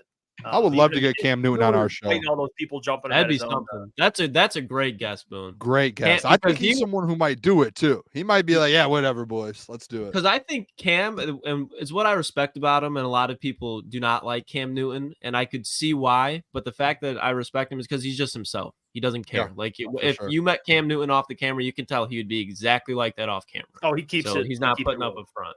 He'd be, and honestly, too, like, for him to admit that and go out and say, "Hey, the Jared Goff deserves that," and he balls out, and he's one of the best like in the league right now, and the contract shows that. I don't think like everyone in the NFL is saying it right now. This isn't just. It's gotten to a point to where it's just not like everyone's just saying it just to say. No, everyone believes Jared. Like the last 2 seasons of Jared Goff in Detroit, the top 5 numbers, the last 2 seasons and all the wins. I mean, how can you just I'm just so shocked that there's still people that are trying to find ways to discredit and take away and try and find things to tear down for Jared Goff instead of saying, hey, you give him a defense, throw a top 15, top 12 defense on the field with Jared Goff and that offense and Ben Johnson still here, you're going to win a Super Bowl. And that's just a fact. If guys stay healthy and you give them a top 12 defense, it's inevitable, whether it's this year or the next year, during this contract with these guys you just extended, you will have a Super Bowl in Detroit because of that guy. And that's just what it is. That's just it's a fact because you've seen it on the field.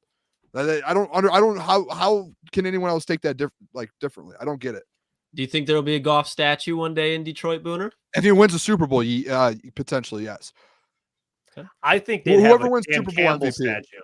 I think Dan. Yeah, I think that for sure. They need to put a Brad because that's who goes first. Brad They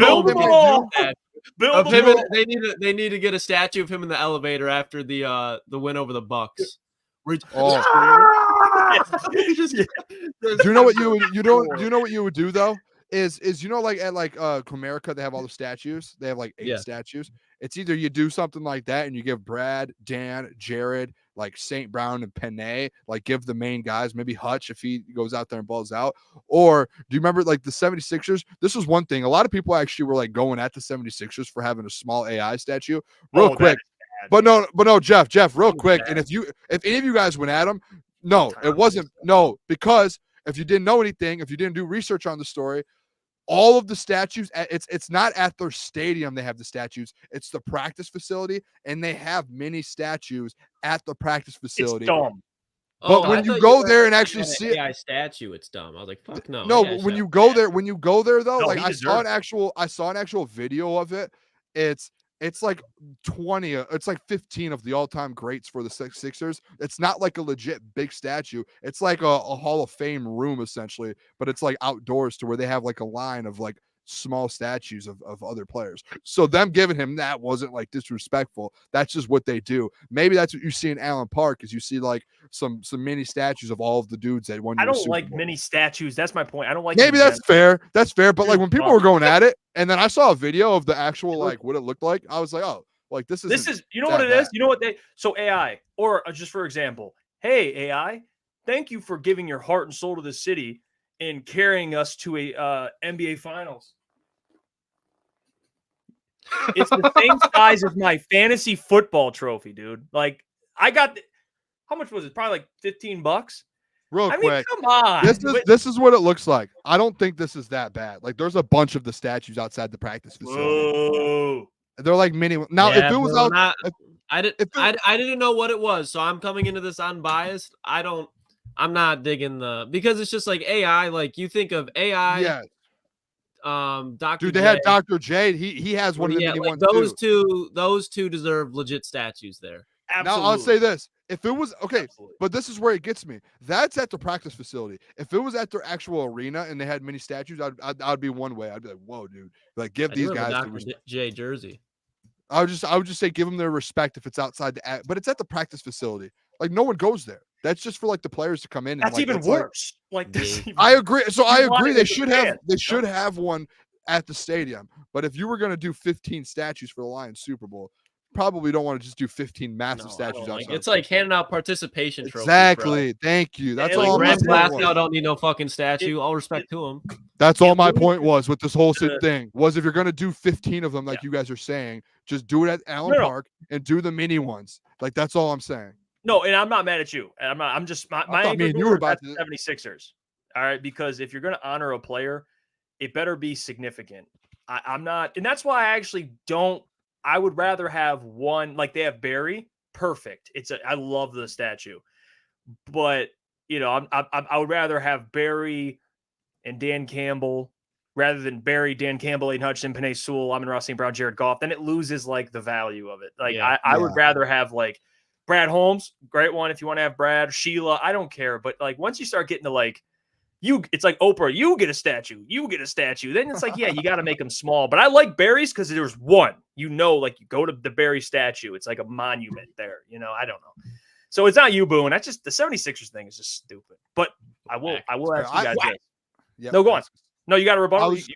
No rebuttal. I'm with you. I'm kind of on it too with you. It's like if you're gonna do a big statue, like Barry deserves one. It's gonna like to me, Kelvin deserves one. I think you could throw a Calvin one up there. I think they should start a little line of statues outside of Ford Field. And I think they got to start winning more. What's going to happen though is whoever wins the Super Bowl MVP probably will end up being the one to where if you made the argument, that person probably gets it. It'll be Jahmyr Gibbs as the statue. You know who? Imagine, has a lineman ever won the MVP? A lineman will not. Yeah. No. Hey, imagine. Wait, hear me out. Imagine Penei Sewell, the best player in the NFL in 2 or 3 years, and the Lions win a Super Bowl, and you see Penei Sewell just absolutely dominate, like a. Booner, the kicker will get a. The kicker will get a MVP before. Shout out Tom Grassi, man! What a legend. Go! Appreciate you, Tom.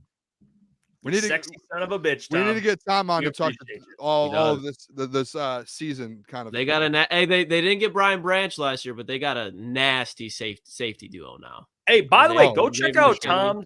Tom did a skit. It was basically a Lions. He always does great at these, but it's Lions fans reacting to Jared Goff's contract. Go watch it. It's amazing. It's hilarious. And by the way, name another creator like Tom that supports smaller creators. It doesn't exist. So that's why we appreciate Tom a lot. So much love to you, Tom Grassi. Hopefully we kick your ass twice this year. That's all I'm saying. But every other week we're friends. But that week we might be enemies. And that's why we got to have Tom on. It'd be great. So hopefully in the future we can make that happen. But boys, Speaking of the Packers, Jordan Love, Jared Goff, we got into it earlier. I mentioned how Jared is one of the best quarterbacks in the NFC. I want to ask you guys straight up, where does he rank in the NFC? I'm gonna go through some of these quarterbacks, and you're gonna tell me if Jared Goff is better or not. I'm just gonna name you a quarterback, and you say you take Jared or you take this said quarterback. Okay, and then at the end we'll kind of dwindle it down, and we'll see where we have him ranked. All right, sound good? All right. So to start the exercise off, I'm going to hate this. I know. That's why I love it. To start it off. I hope I don't mess it up. That's all I'm worried about. So because this will help the whole, the bridge quarterback. Where does he rank? We're going to get this very straight. This is NFC only, by the way, not AFC. Okay. NFC only in his conference. And it's funny we have Tom Grouse here, so now we're all on the stand here.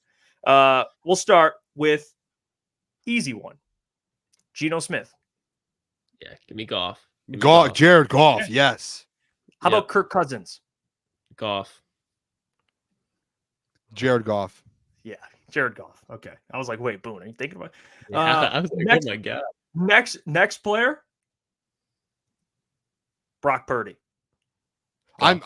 I'll quickly say Goff. I know that's one a lot of people probably will argue with a little bit. I'm still gonna go Jared Goff though. I just think what the good example is for me with that? It's a lot of people and the 49ers right now, who would they rather have? I'm sure everyone in that organization in the front office would say give us Jared Goff right now. Mm-hmm. Let's take the money out of it. Take the money out of it. Let's just say no cap space. Yep. They're taking Jared Goff 10 times out of 10. Yeah.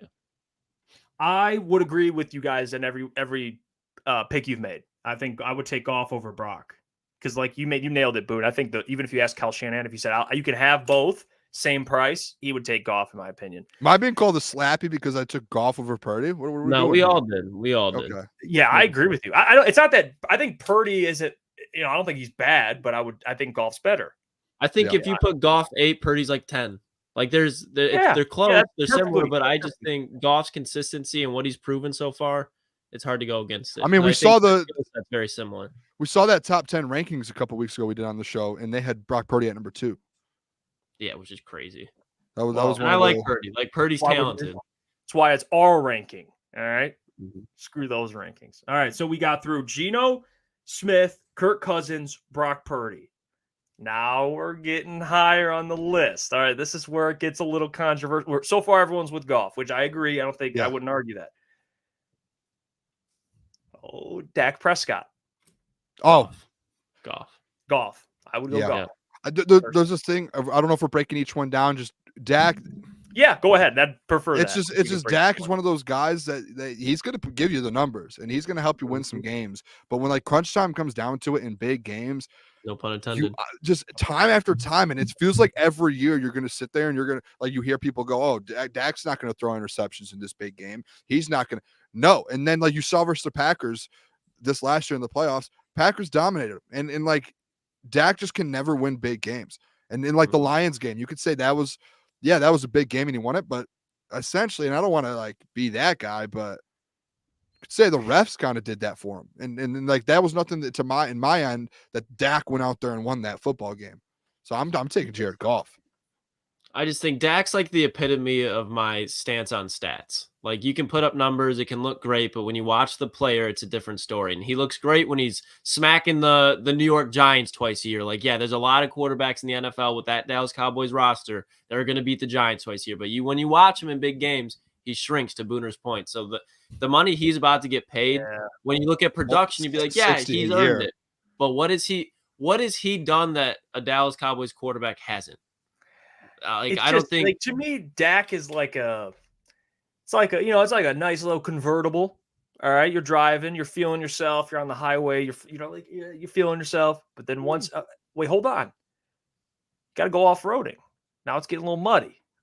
Dak, you're getting stuck in the mud, brother. You face some adversity with Dak, you're getting fucking stuck. Like it's like taking a two-wheel, He'll put up the numbers. He'll put up the numbers in the regular season, like ETN said in the chat there. Feast on NFC East teams. He's tearing up Washington. He's tearing up the Giants.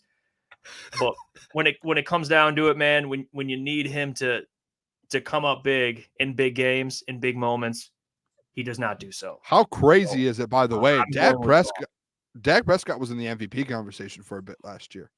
And look how that turned out. I mean, it's wild to think. He's the two of the NFC. Oh, I love this comment, actually. He's the Embiid of the NBA. I hate Joel Embiid. All talk. All bark. No dog. Dak, I don't dislike as a human. Joel annoys me as a human. Yeah, Joel just is something. It's just he talks and just, dude, you haven't done anything in your career. We can't really talk about that being a Pistons fan, though. So yeah, no. See how I didn't say anything? All bark, no bite. That's what I meant to say. I've been bad with my analogies today. But I would agree with you guys. I would take Goff over Dak. Even though Dak, he puts up, he's the, like I said, the convertible, he puts up good numbers. Numbers look good in the regular season. But when it comes down to it, postseason, Goff, 2 NFC championship games. I mean, he's made it multiple times. Super Bowl appearance. He plays better in the playoffs. I'm gonna go with Jared Goff there. All right. Now we're getting to really the other 3 I have, and this is where it gets tricky. First player, Jordan Love. I knew you were going to do that right away. You know what? This is what I'm going to do. I'm going to let you guys go. Tom Grassi's watching. Tom, See, this is where the boys are on the stand right now. I'll take a step back. I get in a weird crosshair because this is one of those situations where I look at a player, and when I look at them, I look at Jordan Love and I go, that guy's a better quarterback. And I do. That's, again, not taking away from Jared Goff. But I just think there are things that Jordan Love does that Jared Goff is not able to. So this is why it pains me to say, because it's hard to say Jordan Love right now is better. But I think by the end of the season, there could be 2 top 8, top 7, top 6 quarterbacks in the NFL, and they're both in the NFC North with Jordan Love and Jared Goff. So right now, I'm just going to be the guy that says it because I know I'm going to be saying it by the end of the year, in my opinion. And I could be wrong. Mock me, clip me. I think Jordan Love is the better quarterback. And that is not saying that Jared Goff is not a good quarterback. I just think Jordan Love's more talented, and I think he's going to be able to put up consistent production to go with it and wins. It's fine. You know what? It's, to me, now we're getting into that like preference where you're like, it's close. You know, I'm not going to say you're crazy. But Booner, I'll let you go. I'll let you go last because I kind of know where you're going with it. So I'll say this, okay? I think Love is talented. I do. But here's the thing. All right. We have a year of Jordan Love, and he was pretty impressive. What he did. I know the first Lions game at Green Bay, we remember Love shitting the bed and everything was like, oh, wow, he's not that good. And then you watch later in the season, he starts getting better and better and better. And you look at the game against the 49ers, he had that bad interception. But in totality, you're like, man, he had a great year starting in the National Football League. And with the youngest roster, too. With all that being said, I can't, and I know you're not like this, Lucas, because my eyes, and they tell me, I get that, all right? But Love, I'm sorry, he has to do it again. He has to go out there. Let me ask you this though, Jeff. What happened? I can't be like, oh, he did it for 1 year, he's just better. I think Goff, the level he's played at, he's been right with him last 2 years. So I'm going with Goff until otherwise. Well, before Boone goes, this is where because that's what I wanted to do, but then I was like, I'm already putting CJ Stroud ahead of Goff. You know what I mean? And he's only done it 1 year. And I'm not saying that Jordan Love is CJ Stroud. I think CJ Stroud's a top 5 quarterback in the NFL already. But he did exactly what Jordan Love did, except Jordan Love got an extra playoff win. So that's where it's just like, if I'm doing that with CJ Stroud, I think it would just be a biased thing to do just because he's a Packers quarterback to be like, no, Jared Goff's better. I just think if I were to say Goff, it'd be biased. And I just don't want to do that. I'm gonna try and be as not biased as I can here, and I'm like the king of that, of the king with the Booner path here in Detroit. And guess what I did last year, guys? Led the boys to the NFC Championship game, and I'm going to take my bias away here for a second, and I'm going to tell it how it is. This is where I'm at with the Jordan Love, Jared Goff situation, because this is the conversation that we keep seeing that's brought up, because it's, hey, who's the best quarterback in the NFC North? To me, if I had going into this season, who am I going to pick? There are these sample sizes from last year, and I know Jared Goff had that 3 or 4 game stretch, but longevity-wise, when you look at the last 2 or 3 years, Jared Goff's done it. And he's a vet in the NFL. And then the Jordan Love thing, I'm with Lucas. I'm on your side here to where we know what Jordan Love's like. His ceiling is higher than Goff's. We know that based off the mobility, the talent that he has, the arm talent, everything that goes with it. We know what he can be. And it's okay. Can he go do that this year? And that's where I'm at with it. Is we saw the sample size last year versus the Cowboys in the playoffs. Jeff, I think we watched that game at a beat-ups together with Easy. I think actually no, that was the 49ers game. And he was making throw after throw after throw. But then you see at the end of the game, kind of, the youth comes out of him that, hey, this is only his first year starting as a quarterback, because he throws the pick to end the game there and kind of makes that that bad choice there. So like I think there are still those you could say question marks because you've seen it probably. I would say, what would you guys say, like a half a season out of Jordan Love at a high level? Yeah. About a half after a the season. Thanksgiving, after he played the Lions, he started turning up. Yes, and when he started taking that step, you really saw like big steps out of him. As of right now, I think I would go Jared Goff, but this is where I'm going to go with it. Is I think by the end of the season, if Jordan Love does what he did in the second half of the season last year, Jordan Love at the end of this season will be the best quarterback in the NFC North. And that's even to me with Caleb Williams. I think Caleb can be really well, but we already know, like, and you guys know how I believe what I think about rookie quarterbacks. It's outside of CJ Stroud, like that was such a one-off. Rookie quarterbacks do struggle a little bit in the NFL. And I think a guy like Jordan Love, by the end of this season, you can say is the best quarterback in the NFC North because of the ceiling he has. Now he has to go out there and do it. He has to, like that stretch of football he had, he can't have what he did at the beginning of the year. He has to translate that to this year because they were a hot football team. So if he can translate that, and we see that right off the bat, like I'm going to be not nervous, but I'm going to say, hey, these games versus the Packers are legit football games because of Jordan Love, and he's playing at a high level again. But as of right now, I think I'm going to go Goff. Maybe I did say I would take my bias away. Maybe there's a little bit of that still. I don't know. No. That's up to your guys' interpretation. No, this is what I don't like. I'm not a huge fan of this because I get frustrated when there is bias for not only Lions content creators but Lions fans, and I accept it. Right, Lions fans are going to be biased. You should be. It's your team. But like, I don't know. I don't like the like if you have to pick Love or you're biased. I hate that because to me, it's not a big. If you think Love is in the tier with like Mahomes, and you think Goff is like mid, I just don't agree with you. I don't agree with you right now. I do think it's a good thing that we're getting these quarterbacks. No, well, that's the thing. I'm not a huge fan of like, oh yeah, you're just biased. No, yeah, I don't think that's why I'm not mad that if you pick Love because I think it's close right now. Like Love can continue to rise, which we think he can, but I don't think it's biased at all, Boone. I do call you out if I think you're biased, and it's fine. And sometimes I'll admit it too. I'll admit it.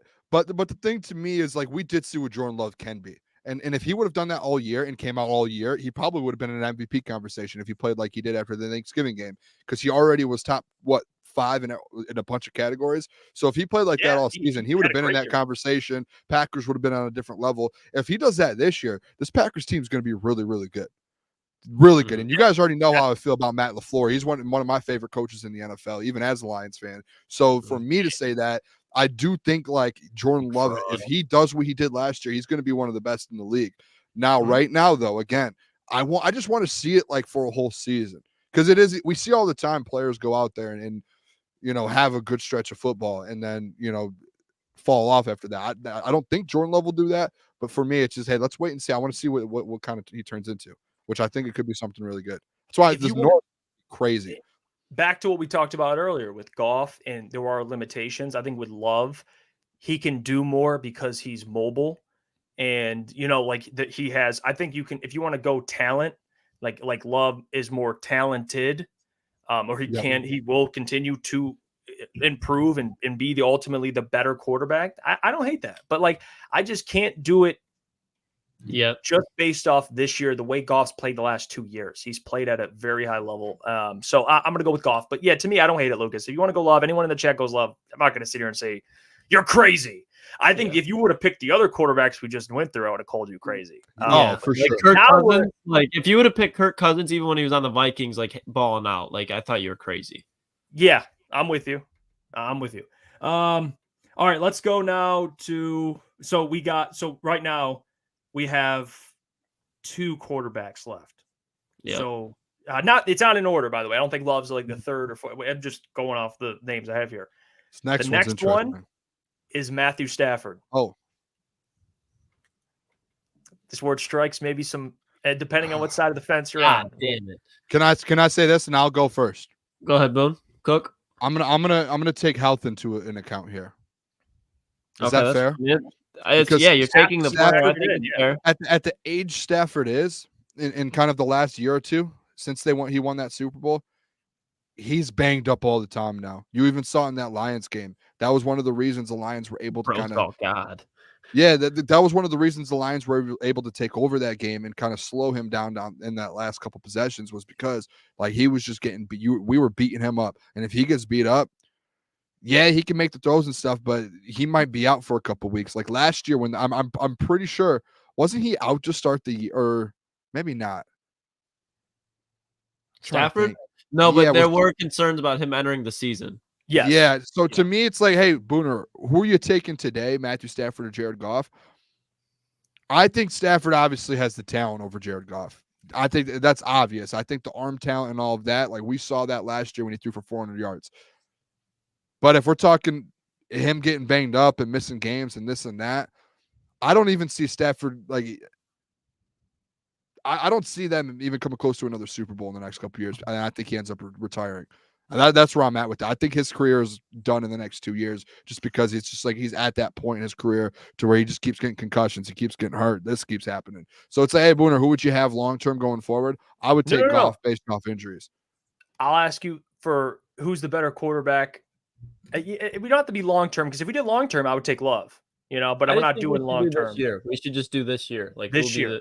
Yeah, because a long-term, I'm going to go with Love because the ceiling there. But I'm going, I guess, this year. Who's better right now at this point in time, May 16th? Who's better? I'm going Stafford. I was going to say, I'm like over here beating around the bush. I'm trying to make something up. Can't do it. No, that's not. I know some people are going to get offended by that. I will say I do respect him. I respect his talent. I think his arm talent is remarkable. You saw that in the wild card game when we played the Rams. The Lions played the Rams. He can make any throw anywhere, anytime, and with any angle. And the thing you have to take into account, Booner, is you brought up the injuries. He doesn't have this offensive line, so that has to be also taken into account. Where it's like he's getting hit, absolutely destroyed, but. He and receivers love him. I mean, Calvin Johnson, what hit the season he had. Puka broke the rookie record.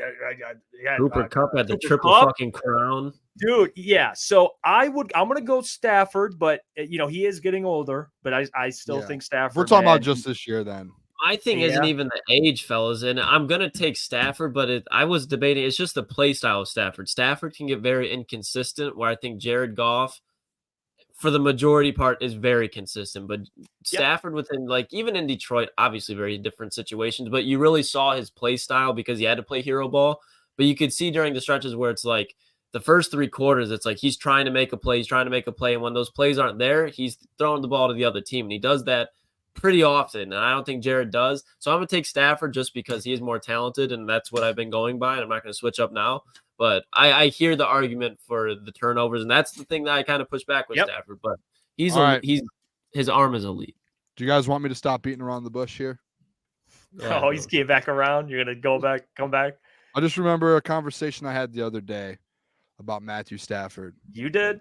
And I said Matthew Stafford, if he was on this football team right now, all of the Lions teams that he's ever played on, this current Lions team is better than all of them. Better than all of them. Wow. Not just player-wise. I'm talking coaching staff with Dan Campbell, Ben Johnson, Aaron Glenn. I'm talking Sheila Hamp. I'm talking Brad Holmes. If he was in this regime right now, Matthew Stafford would have won. If he would have stayed and they would have built exactly what they built, Matthew Stafford would have won a Super Bowl here in Detroit. To me, that's just a fact. Like, I think Stafford had this organization that's currently here right now today. Stafford would have. But that's where I'm one of those guys to where Matthew Stafford has one of the best arms of all time in NFL history and football history. He makes throws that you have never seen a quarterback ever make a throw in NFL history. Like, he was making Patrick Mahomes throws before Patrick Mahomes even came in the league. That's Matthew Stafford for you. So this year, you said, Booner, you need a quarterback this year. Take health away. He's going to be healthy all year, not banged up. Talent-wise, we know what Stafford is. That man goes out there and makes plays. He's got the better arm. He's going to win you football games as well. Jared Goff is still my guy, though. I still love Jared Goff. I'm all in on Jared Goff. You don't have to defend yourself. No, you don't got to defend. Hey, I think I would take Stafford, but I've always been higher on Stafford than some others. But it is what it is. So it's our I love first Jared Goff, quarterback- though. I love Jared Goff. Okay, yeah, you're good. Don't sweat it, Boone. No. All right. So Love here, him. this is where we've gotten. So we went through Brock Purdy, Geno Smith, Kirk Cousins, Dak Prescott, Jordan Love. We all take Goff. Lucas would take Love over Goff. So far that's who we've went through. Matt Stafford, we would all three take Matt Stafford. Mm-hmm. Now for the last quarterback, Goff. Jalen Hurts. Yeah, I'm going to go. This is tough, but I'm going to go Goff just because Hurts, especially down the field, is so fucking inconsistent. It's so inconsistent. His arms will disappear for games. And what he makes up for it with his legs, but when you're playing quarterback, your arm is so much more important. I still think his arm is developing, and Jared Goff's arm, as far as picking part of defense, is tops in the league. So I'm going to go with Goff. But again, it's one of those things where Hurts, you could say the talent thing, but I just think it's the arm talent is just there's too much inconsistency there. But great quarterback, I wouldn't take him over Goff if I want to win a Super Bowl. You want to go? I'll go Boone. I would take Jared Goff. I would take Jared Goff over Jalen Hurts. I think Jared, Jalen, there's the mobility, and he, that's certain. It does right. You want to take that into consideration, the mobility. They had the tush push last year. I mean, he's racking up rushing touchdowns. Like, I get that, but I think you put it really well, Lucas. If I need a quarterback to go win a Super Bowl, I'm gonna lean with Jared Goff. I think Jalen Hurts is one of the best quarterbacks in the NFC. Again, this isn't like who's significantly better. It's who has the edge. If it's me, I'm taking Jared Goff because of what you said. The inconsistency downfield, and there are some games where it kind of reminds you. It's not that they're the same player, but it was like Goff, like his last 2 years with the Rams, where the last year you're like, what? Like, listen, who he reminds me of? Who is this guy? He reminds me of like triple double Russell Westbrook. Like when Russell Westbrook was at the top of his game, that reminds me of Jalen Hurts because it's just he's so talented, but he's just all over the place. And he's making plays, but it's almost sometimes it's like taking away. You know what I mean? Yeah. I mean, he had the year they made the Super Bowl and he was in the MVP race. Like, he's had a great year, but I would say that was a great year. But again, I at this point in time, I would especially like Easy said in the chat after Shane Steichen, like it factors in. Just like other quarterbacks go through that adversity post their OC, it happens. I mean, another example would be Brian Dable with the Bills for Josh Allen. Like, it happens, right? And people have that same question with Ben Johnson for Goff. Yeah, it matters. But yeah, I'm going to take Goff. So yeah, so and this was kind of the argument I got into with Gentry yesterday. In regards to the Jalen Hurts and Jared Goff thing, Jared Goff has everything around him, but guess what? Jalen Hurts is someone outside. Like, Jared Goff wasn't in the MVP conversation last year. Jalen Hurts had the year he did 2 years ago, and he was in the MVP conversation. And you see the weapons that he has around him and the money they spent on those guys. They just brought in Saquon, they've had everything. They have one of the best offensive lines in the NFL, just like Jared Goff. And then as soon as Shane Steichen leaves, you see kind of what happens in the fall part there and everything with it. And then I'm interested this year to see with Kellen Moore if he kind of picks it back up. If I had to pick a quarterback, and this is kind of how I'm looking at it too, guys, if you guys haven't noticed, it's through a playoff run. Who would I rather have on my team, leading my team to go win the Super Bowl? If I had to pick right now, going into this year, I'm taking Jared Goff to go win a Super Bowl. Like, the Eagles got absolutely dominated. There's no excuse. Zero excuse at all. If the Lions got dominated the way the Eagles did this year in the first round of the playoffs, there would be so many questions getting thrown out around Jared Goff. And I know the OC situation. I know all of that with Brian Johnson. I get all of that. Yeah. But put that in perspective. Like, if the Lions would have gone out there and got just blown out, who did they lose to? The Bucks. You got to think about that. Like, they lost to the Bucks by 30 points. And I'm pretty sure it was at home. Oh, no, it was on the road. It was in Tampa. But, they lost by 30. And they were just But then you shell themselves. It's hard. Yeah. I get what you're saying, but I don't think you can let me finish this real quick, because you look at that happen, right? And you could say, it was a shell of itself or whatever. If you're that good of a quarterback and supposed to be the best in the conference and an MVP candidate, you should be able to go out there with the team that you have with AJ Brown, Devontae Smith, that offensive line, the defensive line you had. Like, you should have been able to go out there and not just get beat by 30. Like, find a way. Are you a leader? Or, like, that's what part of being a quarterback is, and one of the best in the NFC is being a leader. To bringing your team together. If you go on a losing streak as they did at the end of the year, pull that locker room together and figure it out. Guess what Jared Goff did? Jared Goff did that because he didn't get beat by 30 by the Bucs. They beat the Bucs, and then they went on to, or they beat the Rams, and then they went on to beat the Bucs, and then they went to the NFC Championship game and had a 17-point lead. So, like, to me, it's who was better. Like, look at the playoff run. They both had number one and number 2 offensive line in the NFL. They both had elite weapons.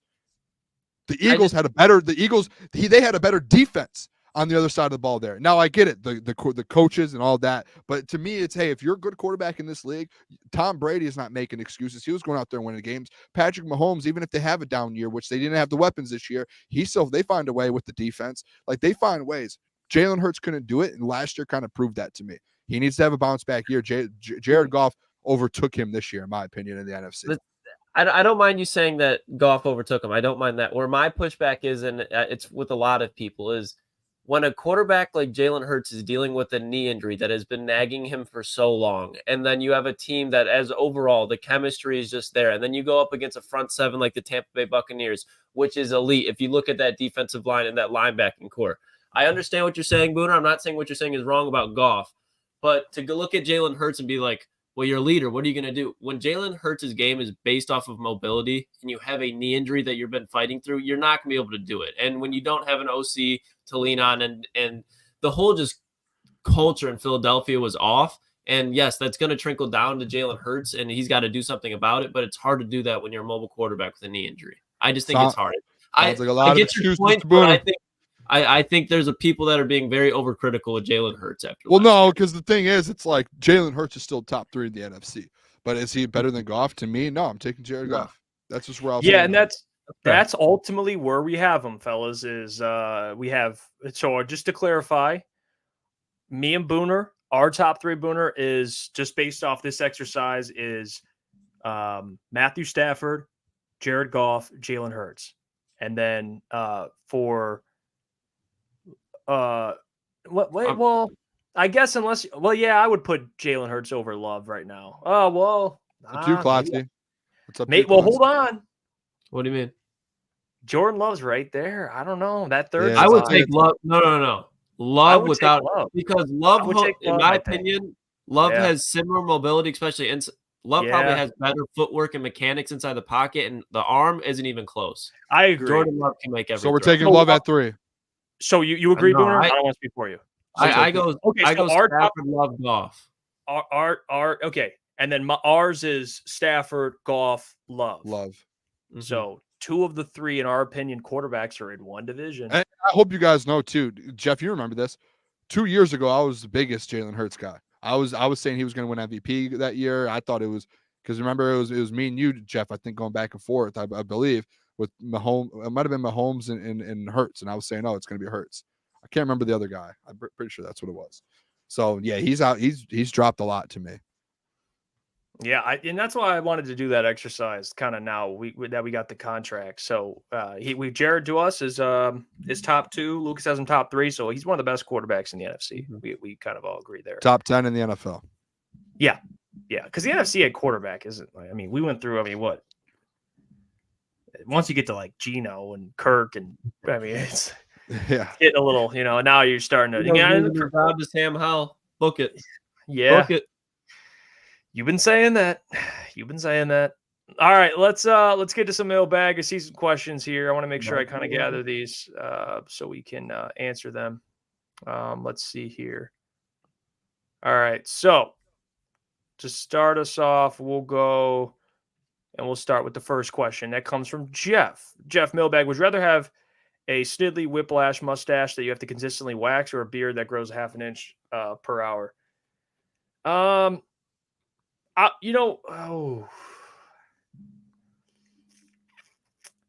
Half an inch per hour is wild. That's an uphill battle within its own. And then a Snidley whiplash mustache.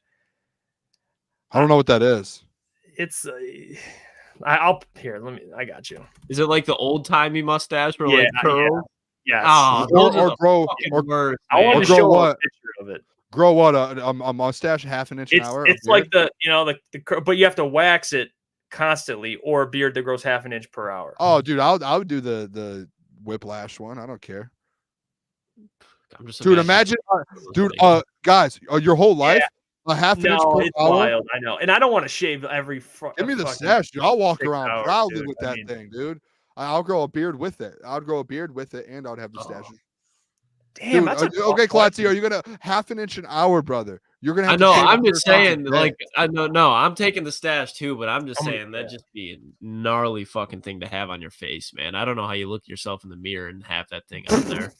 Yeah, you know what? You're Have right. pride in yourself. Sherlock Rando Holmes. Smalls, Mailbag. If we have injuries to the O line and others, and we finish 9-8, you all won't feel some SOL. No, because that I'm over would be the SOL. SOL That's stuff. just guys getting fucking hurt. You know, that happens in the NFL. We talked about it last It year. How stopped last year. It's done. yeah. Well, I think like even last year we talked about like how lucky, like you see teams all the time that have the best organizations right now, and they just go through an injury and then they might not even make the playoffs. And then the next year they're contenders for the Super Bowl. The Rams after they won the Super Bowl, they had injuries. Yeah. And Prime example, the Bengals. You lose your quarterback, and guess what? Like they don't even make the playoffs. And now this year they're probably Super Bowl contenders in the AFC. So the SOL stuff's out the door. I think they've proven it the last 2 years. Yeah. That will get brought up again too, which if that does happen.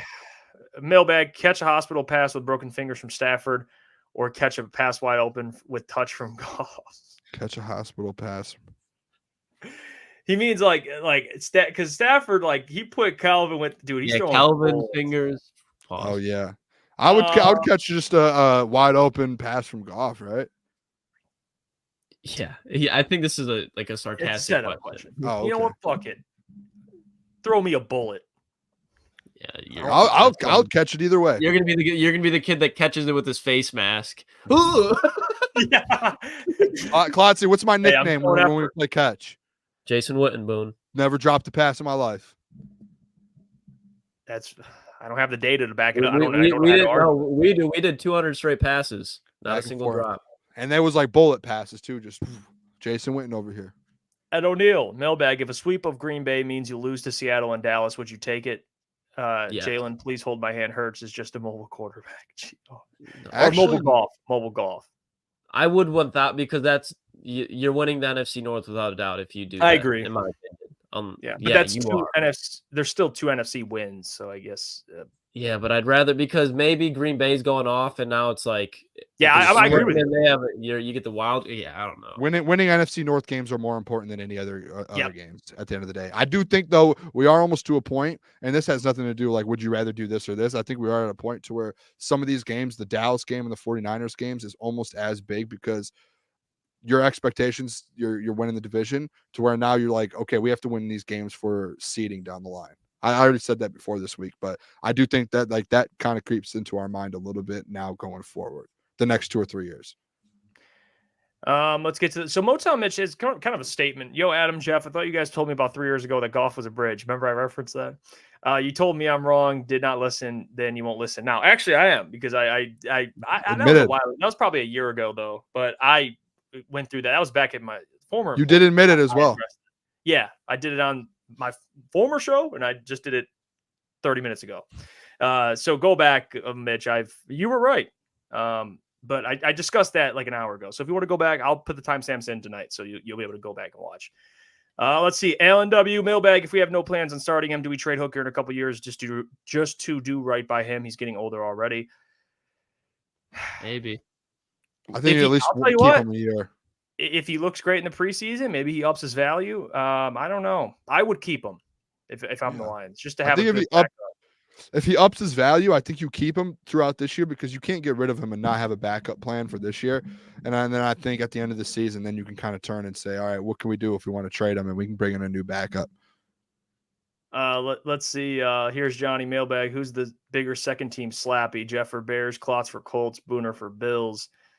And then there's mine's not Bills. ETN Mailbag. Who loves who more? Flannel with Mahomes, Lucas with Burrow, Booner with Allen, or Jeff with Caleb. There we go. That's the better. So the first one, I don't know. I think it can't be me because my Colts thing is just like I like him for the year.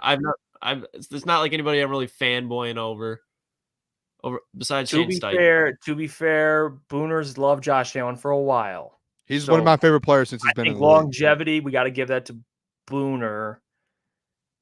I would, because of the longevity. Like, Booner's been defending Allen for a while now, so I think I would go Booner. But that is kind of a fair assessment from here's Johnny and ETN with like kind of who our stick is. They watch, they know.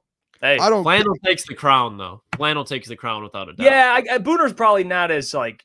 No, Flannel watches the Chiefs like that's his own team. Yeah, Flannel goes. Booner's not like that. So I don't watch every Bills game. Like, I'm just a Josh Allen fan. Like, I think he's a really good quarterback. I hope one day he's able to prove it, win an MVP, and get it done. People have spoken saying Booner with the Bills, not even close. And then you go, I'm with Booner on Allen on this one.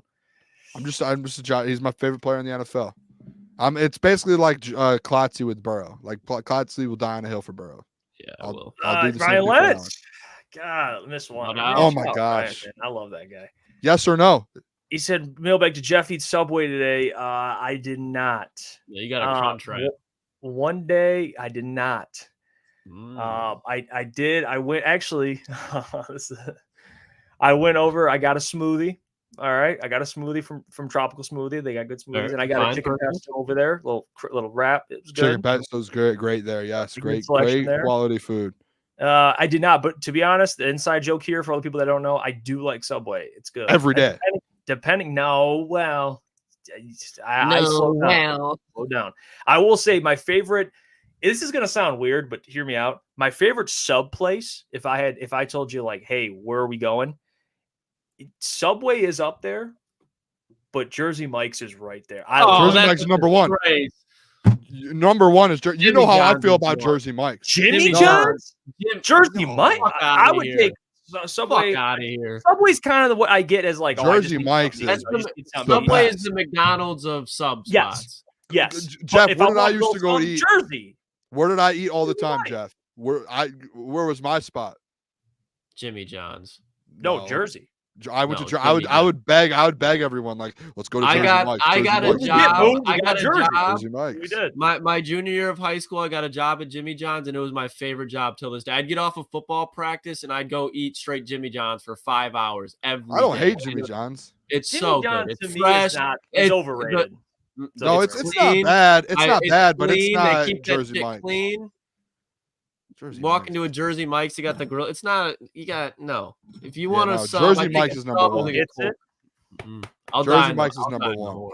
Real quick, too. Boardwalk subs is so much better. Never had that. We're gonna have to try it. I've never had it. I will. I want to throw it out there real quick because Lentz is in the chat. I was driving home from work today. I was on like Mound or something, and I thought I saw Noah in a car by me, and like I'm driving down the road trying to chase him down and get next to him on a stoplight, and I did for like 5 minutes. Pulled up next to him at a stoplight 5 minutes later. Not even Noah. Was not even Noah. It looked just like him though. Like I'm over here like I've done that too. I did that when I thought it was Booner, and it was some chick. I was like, what the fuck are you doing here? And then she turned, I was like, oh, I'm sorry. I was like I was there, wasn't I? No, I was right before I got to your house. Oh, it's Speedway. You said Speedway. Yeah. Yes. Me and Booner always run into each other at that gas station. And I thought she had like the hood up. And I thought it was just, I felt bad. At least, you know, I'm happy the hood's up. I yelled at her because she had the same car as you.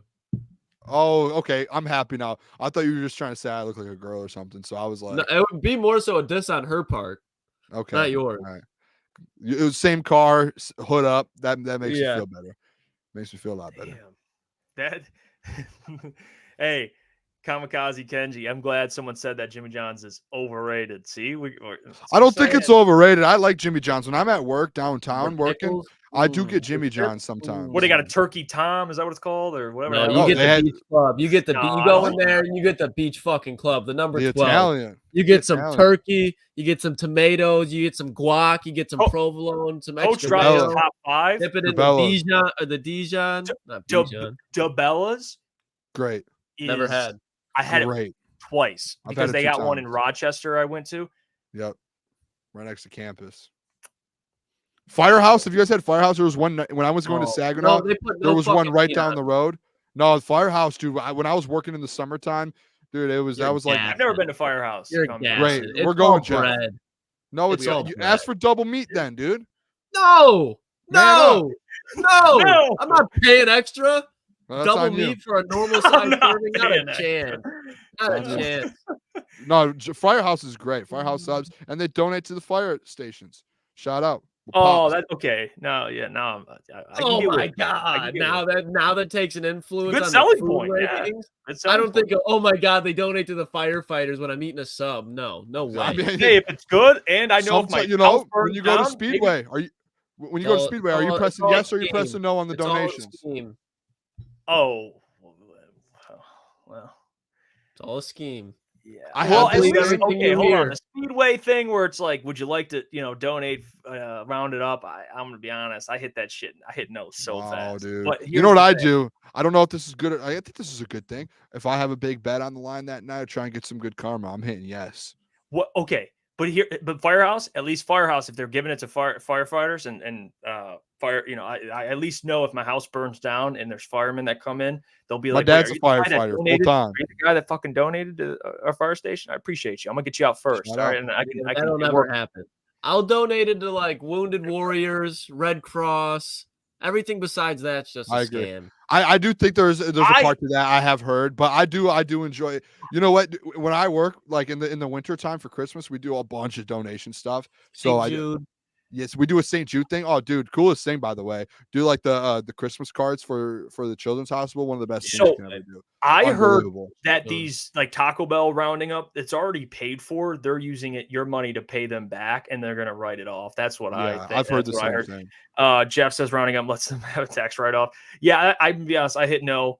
I'd rather go and directly donate. Just that's donate how- online. Yeah, donate online.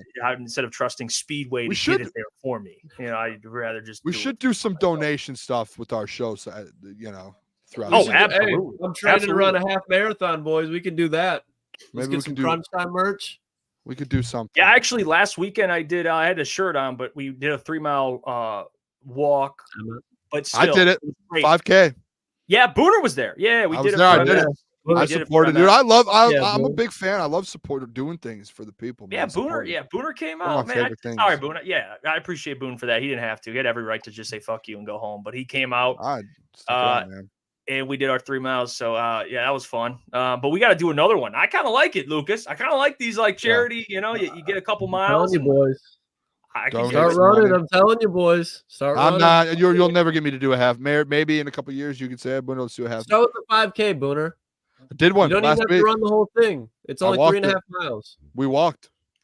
Yeah, we can do. Yeah, we did 3 miles, but that was honestly. You could run a 5K in under 35 minutes, bro. Yeah, I didn't want to sound like a douche, but 3 miles was really not. It was easy as hell. When we got back, me and Boone were like, "Oh, okay, cool."